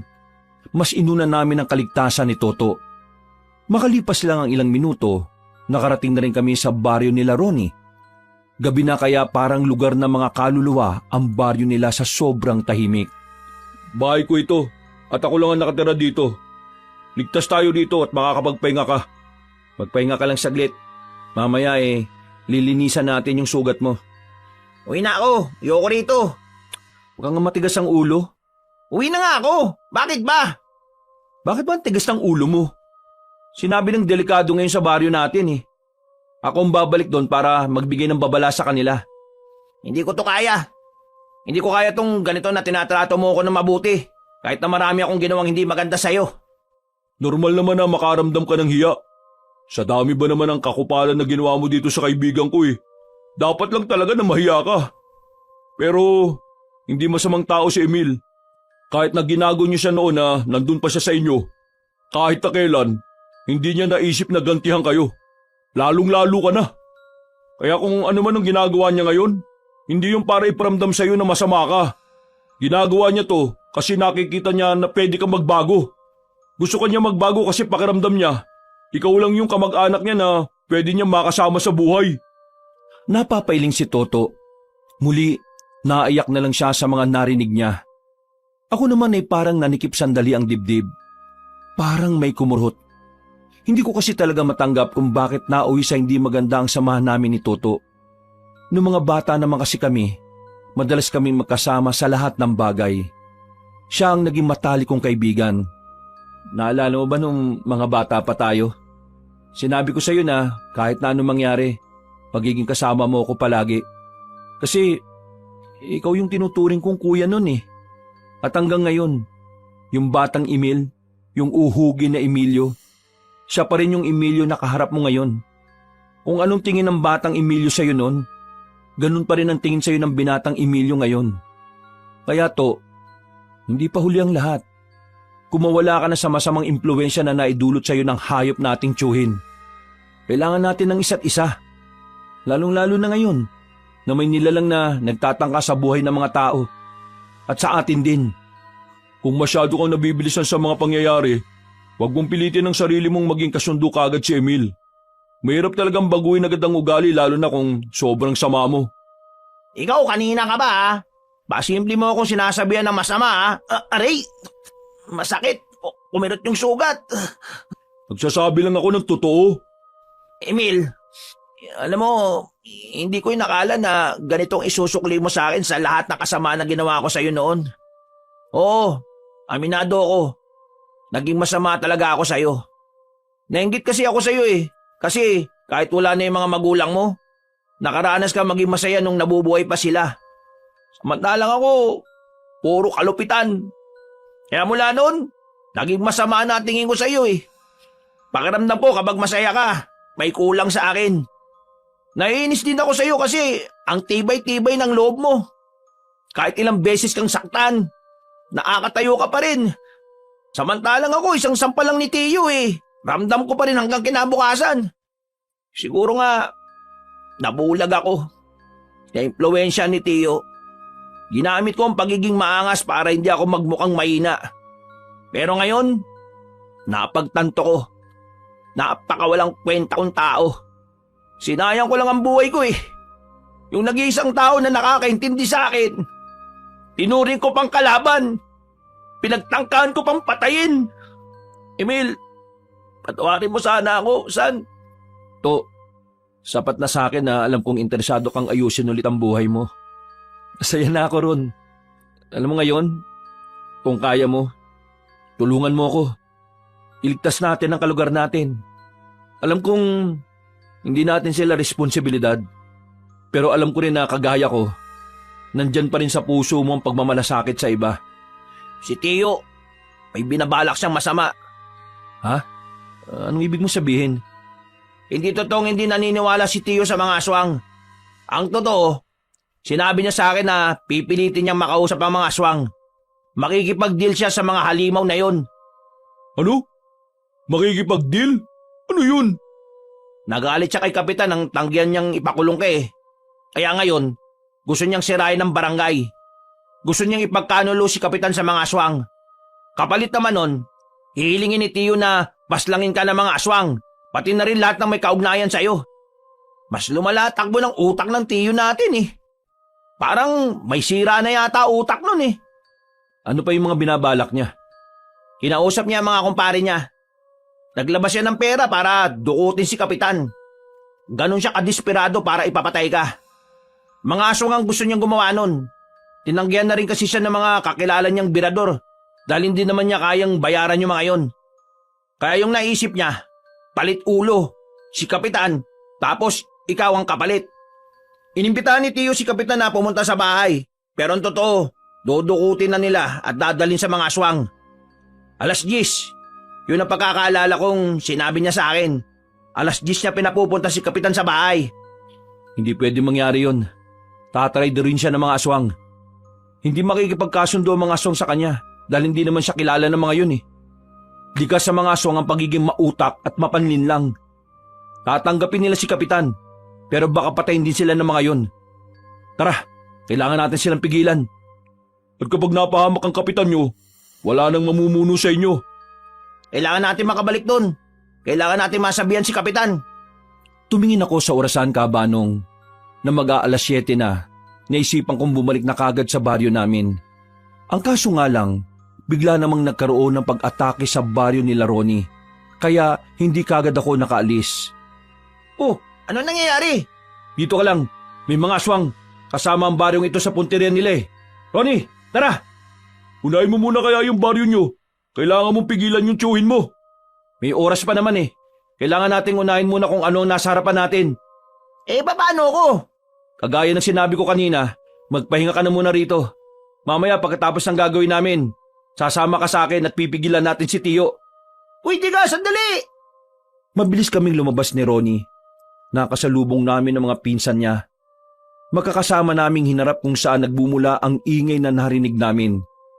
Ilang sandali lang, narating na rin namin ang malaking bahay roon na pilit pinapasok ng mga aswang. Hindi na kami nagpatumpik-tumpik pa. Nilapitan namin ang mga yon. Pinagtatatagaan namin ang mga aswang. Napas lang naman namin ang mga aswang na yon. Pero ayon sa mga taong nasa loob ng bahay, marami na raw nakuhang tao ang mga nilalang. Paano yung mga kinuha na tol? Alam ko kung saan sila dadalhin. Sama mo ko. Kayo rito. Kayo na munang bala sa bombaryo nyo ha. May kailangan lang kaming bawiin. Mabilis kaming tumakbo ni Ronnie palabas ng baryo nila. Walang dumadaan na tricycle. Parang kinakapitan pa kami ng kamalasan ng mga oras na yon. Kung kailan kami nagmamadali, saka naman wala kaming makitang masasakyan. Babalik na sana kami sa loob para maghanap ng mahihiraman ng motorsiklo pero biglang may truck na tumigil sa harapan namin. Pagtingin ko sa harapan, naroon si Mang Willie. Sasakyan! Kailangan nyo, hindi ba?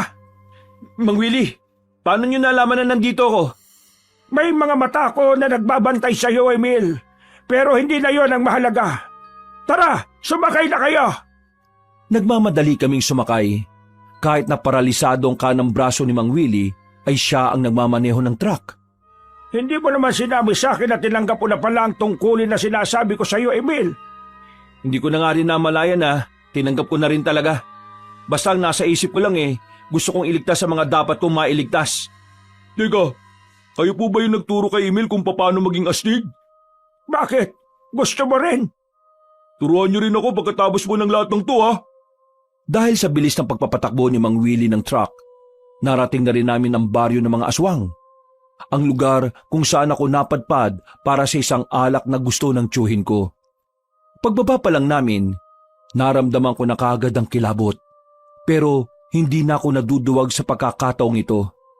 Mga kasama, sasamahan niyo si Emil. Siya ang magiging pinuno ninyo ngayon. Kapag nakuha niyo na ang mga bihag, bilisan niyong bumalik dito. Tara na mga kasama! Nagmamadali kaming pumasok sa baryo ng mga aswang. Nang makita na namin ang mga kabahayan, walang sabi-sabi na binuhusan namin ang gaa sa mga yon at saka sinilaban. Ang malaking apoy na nalika namin ang siyang nakapukaw sa atensyon ng mga aswang na nagtitipo ng oras na yon. Kasunod nito, nakarinig na kami ng malalakas na angil. Ito na yata yung tunay na laban, tol! Kahit na anong mangyari huwag kang lalayo sa akin. Sige, tol! Pumalibot na ang mga aswang sa amin. Hindi nagtagal, agad nila kaming inatake. Dahil biyasa naman ng mga kasamahan ko, nagkusa silang harapin ang mga yun. Habang kaming dalawa naman ni Ronnie ay pinauna na nila para hanapin ang bihag. Dumaan kami sa eskinita. Kalaunan, narinig na rin namin ang mga nag-iiyakan. Kutob namin na yun na ang mga taong kinuha nila. Pupuntahan na sana namin ang mga yon pero hinarang kami ng isang aswang. Malaki ang katawan niya. Braso pa lang noon, parang hita na namin. Langya, laki ng katawan. Walang sinabi muscles ko. Huwag ka matakot dyan. Malaki lang katawan niyan pero mas mabilis tayong kumilos dyan. Tingnan mo tol, parang hindi niya tayo naintindihan. Banu yata to Pagbilang ko ng 3, tatakbo tayo sa gilid Iwasan natin siya. 1, 2, 3! Mabilis ang ginawa naming pagtakbo. Pero nagawa niya kaming hulihin. Nadakma niya kami sa damit. Binalibag niya kami na parabang mga manika. Tumama si Ronnie sa dingding ng bahay, habang ako naman ay tumama sa mga nakatambak na drum sa gilid. Tol, ano, ayos ka lang? Oo, ayos lang ako. Mukhang kailangan talaga nating harapin ang isang to. Ano, handa ka na ba? Sige, handang-handa na ako. Sabay naming inatake ang maskuladong aswang. Sa unang hataw, nakailag siya sa amin. Medyo nabigla ako sa kilos niya. Nagkamali ako. Hindi siya mabagal, kasing bilis siya ng mga aswang na nakaharap ko. Mabilis siya, marunong. Anong plano? Kailangan din natin bilisan. Kailangan natin siyang lituin sa mga galaw natin. Atake tayo. Pipilitin kong makarating sa likuran para mahati ang atensyon niya. Tingin ko, kaya natin siyang talunin kung nasa magkabilang anggulo tayo. Muli naming inihanda ang mga sarili namin. Pagtakbo ni Ronnie, sumunod na rin ako. Hindi ko siya hinataw ng hawak kong itak. Nagpadulas lang ako sa gilid. Hindi niya ako nadakma kaya nakarating ako sa likuran niya. Pero si Ronnie ay nahawakan niya ulit. Hindi ako nagpabagal-bagal. Nang nasa likuran na ako ng aswang, sinaksak ko siya gamit ang itak. Nabitiwan naman niya si Ronnie. Ronnie, ikaw naman! Gusto ko to! Tinaga niya ang aswang sa kanang braso at kamay. Dahil sa ginawa niya, hindi na niya kami nadakma ng maayos. Nang mapansin namin na bumagal na siya, sinundan namin ang sinundan ng pag-atake. Tinadtad namin siya ng hiwa sa katawan, hanggang sa tuluyan na nga siyang bumagsak. Galing ng utak mo, tol! Idol ka talaga! Magaling ka rin naman, tol eh. Ayos! Mabilis kaming tumakbo patungo sa mga naririnig naming nag-iiyakan. Inabutan namin sila sa isang malaking kulungan na yari sa makakapal na sanga. Malaki pa ang kadena at kandado doon. Kalma, kalma. Huwag na kayo umiyak. Kailangan nyo manahimik para makalis tayo ng ligtas dito. Itatakas namin kayo rito. Gamit ang itak na hawak namin, inunti-unti naming tapyasin ang mga sanga. 5 minuto lang ay nakagawa na rin kami ng lagusan nila. Nang mapalabas na namin silang lahat, ay agad na rin kaming umalis doon. Habang tumatakas kami, maririnig pa rin ang mga hiyaw at angil ng mga aswang sa paligid. Kaya naman, sa ibang direksyon namin idinaan ang mga kasama namin.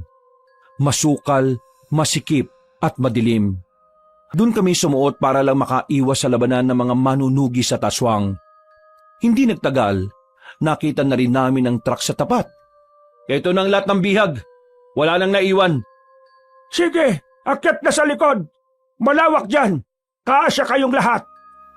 Tol, paano yung iba nating kasama na nakikipaglaban pa rin? Kinuha ni Mang Willie ang maliit na kampana at ipinatunog yun. Ilang sandali lang, naglabasan na rin sa baryo mga manunugis. Walang nabawas kahit isa sa kanila. Sa katunayan, wala man lang silang dalos kahit na kaunti. Akala namin noon ay aalis na kami, pero naglabas ng mga pana ang mga kasama namin. Pinagtititiran nila ng palaso ang mga aswang na nagtangkang sumunod sa amin. Naubos sa mga aswang doon. Wala kaming itinirak kahit na isa, pero hindi kami naging kampante. Dahil sa mga oras na yon, alam namin gumagala ng iba pang mga aswang sa baryo. Pasado 9:00 na noon, 1 oras na lang ay matutuloy na ang pinaplano ng tiyuhin ko. Kailangan ko makarating sa baryo bago mag-10:00. Kung hindi, mapapahamak ang kapitan namin. Ang kaso nga lang, sa kalagitnaan ng biyahe ay biglang namatay ang makina ng truck. Anong problema? Hindi ko rin alam eh. May oras kaming hinahabol, Manong. Anong oras? Bago mag-10:00, dapat makabalik na ako sa baryo namin. Nasa panganib ang buhay na kapitan namin eh. Teka, susubukan kong paandarin. Pero kahit na anong gawin ni Mang Willie, hindi pa rin gumagana ang makina. Kinakabahan na ako ng mga oras na yon, Kabanong. Wala pang dumaraan na sasakyan na pwede naming hinga ng tulong. Tol, kalahating oras na tayo dito. May 20 minutos na lang tayo para makaabot. Kung hindi pa gagana yan, wala na tayo magagawa. Hindi pwede. Magdasal tayo na sana may mangyaring himala ngayon. Isip. Kailangan natin makapag-isip. Tama! Ha? Tama ang alin? Meron tayong nadaan ng bahay kanina. May nakita ko nakaparadang tricycle doon. Balikan natin. Malapit lang yun dito. Kaya nating takbuhin. O sige, ayos! Nagpaalam na muna kami kay Mang Willie nung mga oras na yon. Binilisan namin ng takbo hanggang sa mabalikan nga namin ang bahay kung saan naroon ang tricycle. Nakausap namin ang may-ari. Ayaw pa kaming pansinin nung una, pero nang pakitaan ni Ronnie ng pera, nagmamadaling pinaandar ng matanda ang tricycle niya. Buti na lang talaga mukhang pera yung driver. Kung hindi, hindi kami makakabalik ng baryo. 5 minuto na lang ang natitirang oras. Pinuntahan kaagad namin ang bahay nila Kapitan. Pero ang sabi ni Abigail ay lumabas na ang tatay niya papunta sa bahay ni Tiyo. Pagdating namin doon, nakita naming nakatali na mga kamay ni Kapitan sa likuran at nakatapal na rin ng tape ang bibig. Ako naman ang kailangan mo, di ba? Pakawalan mo na yan si Kapitan. Oh, ha! Ang magaling kong pamangkin! Paano mo nalaman na ikaw ang kailangan ko? Hindi na mahalaga yon. Ang mahalaga, nandito na ako. Di ba gusto mo akong ipapatay sa mga aswang? Nakakatawa ka. Sa sobrang takot mong madungisan ng madungis mo ng pangalan, hindi mo kayang patayin gamit ang sarili mong kamay. Iuutos mo ba sa mga nilalang na hindi mo nang pinaniniwalaan noon? At gagamitin mo pa si Kapitan bilang kapalit ng ulo ko? Ah, yung walang kwentang si Toto na yun ang nagsabi sa'yo, no? Bakit? Nagkasundo na ba kayong dalawa? Pakawalan mo na si Kapitan. Akong ipalit mo sa kanya. Nakasama! Binabata yata tayo ng tangang to eh.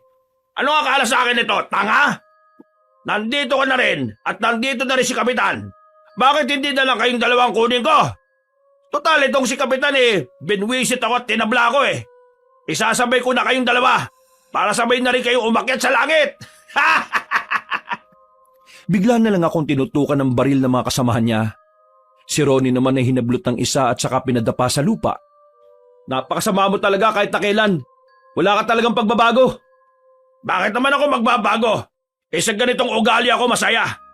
Ang pagbabago, para lang yan sa mahihinang tao. Sige na mga pare, kunin nyo na itong pamangkin ko.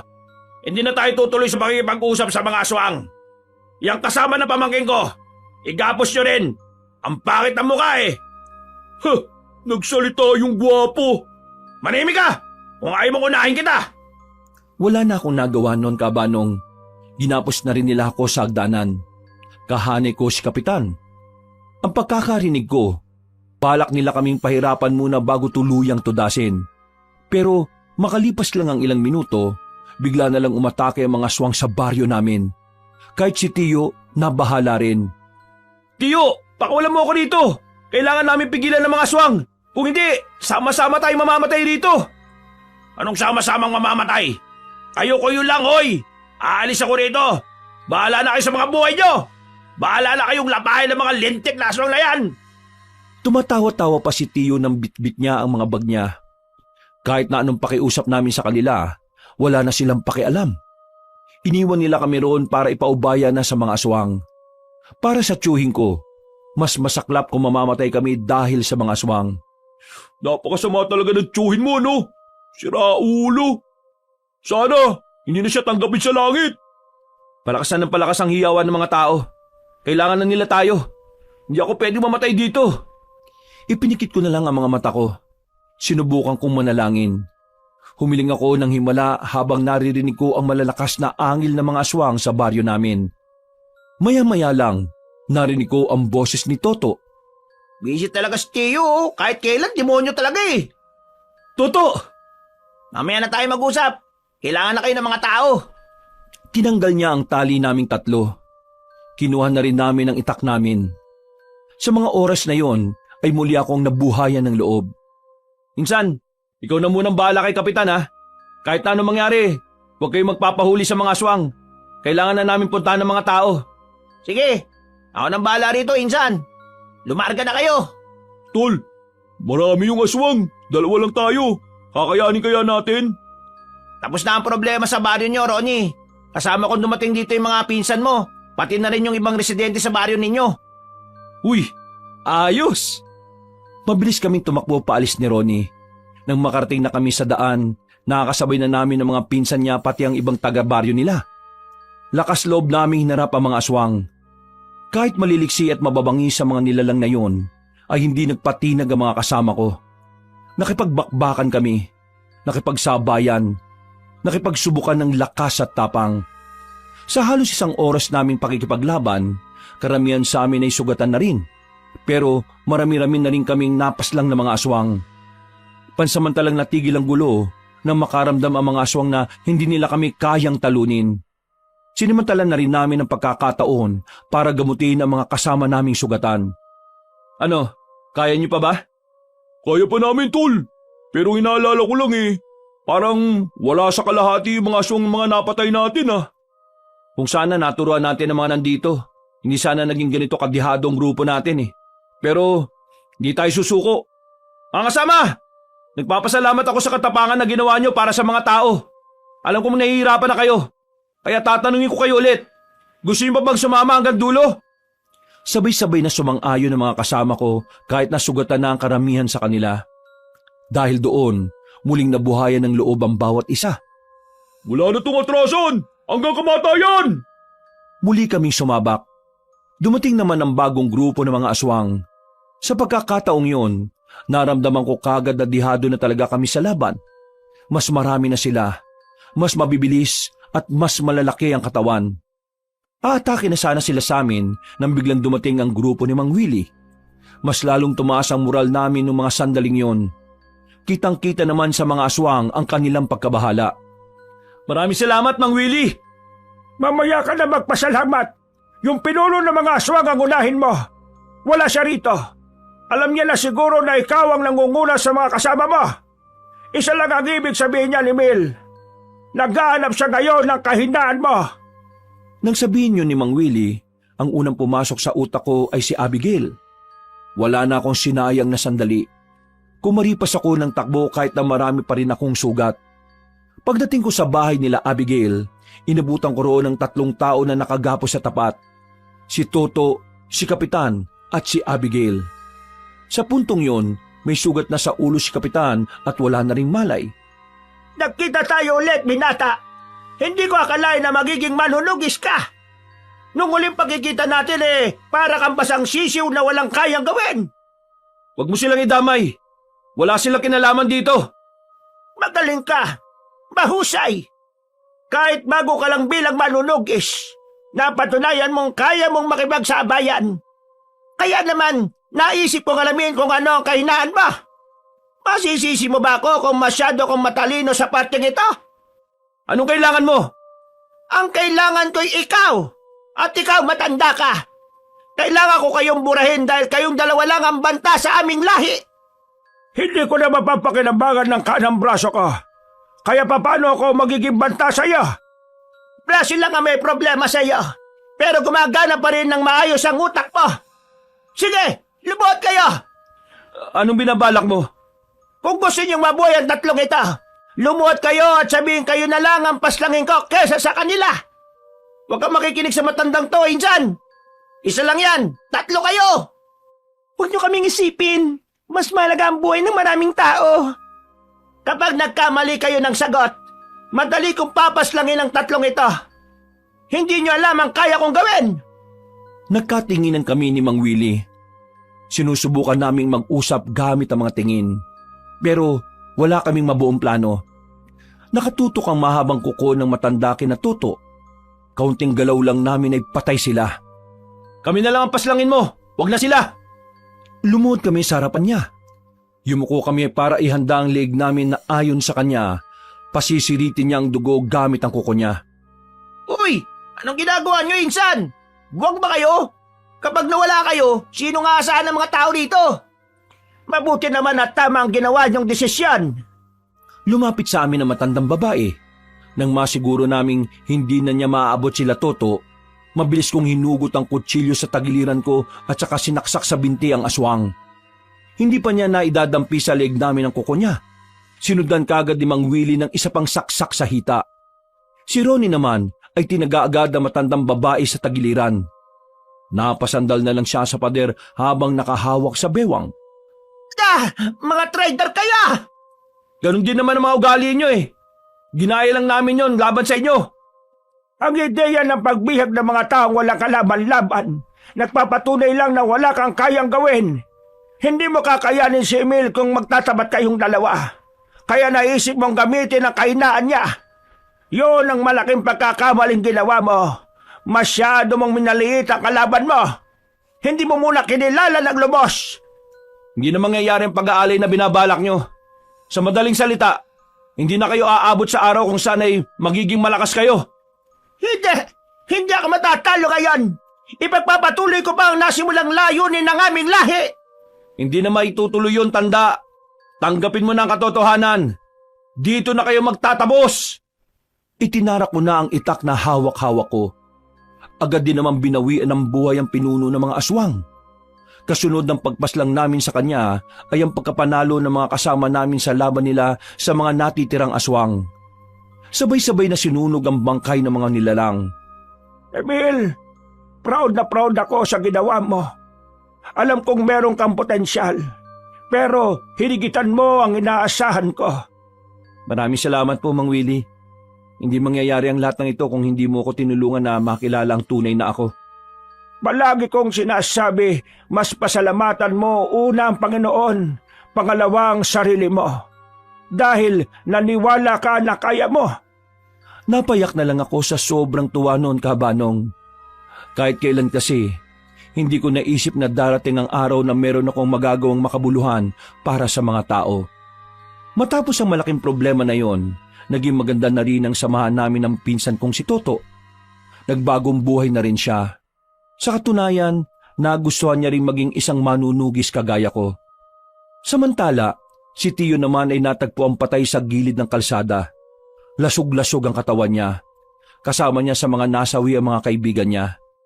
Hindi pa sila nakakalabas ng baryo, ang mga aswang na ang nagsilbi nilang karma. Samantala, nagkamabutihan naman kami ni Abigail. Naging boto na sa akin ang tatay niyang kapitan dahil sa pinakita kong katapangan para sa baryo namin.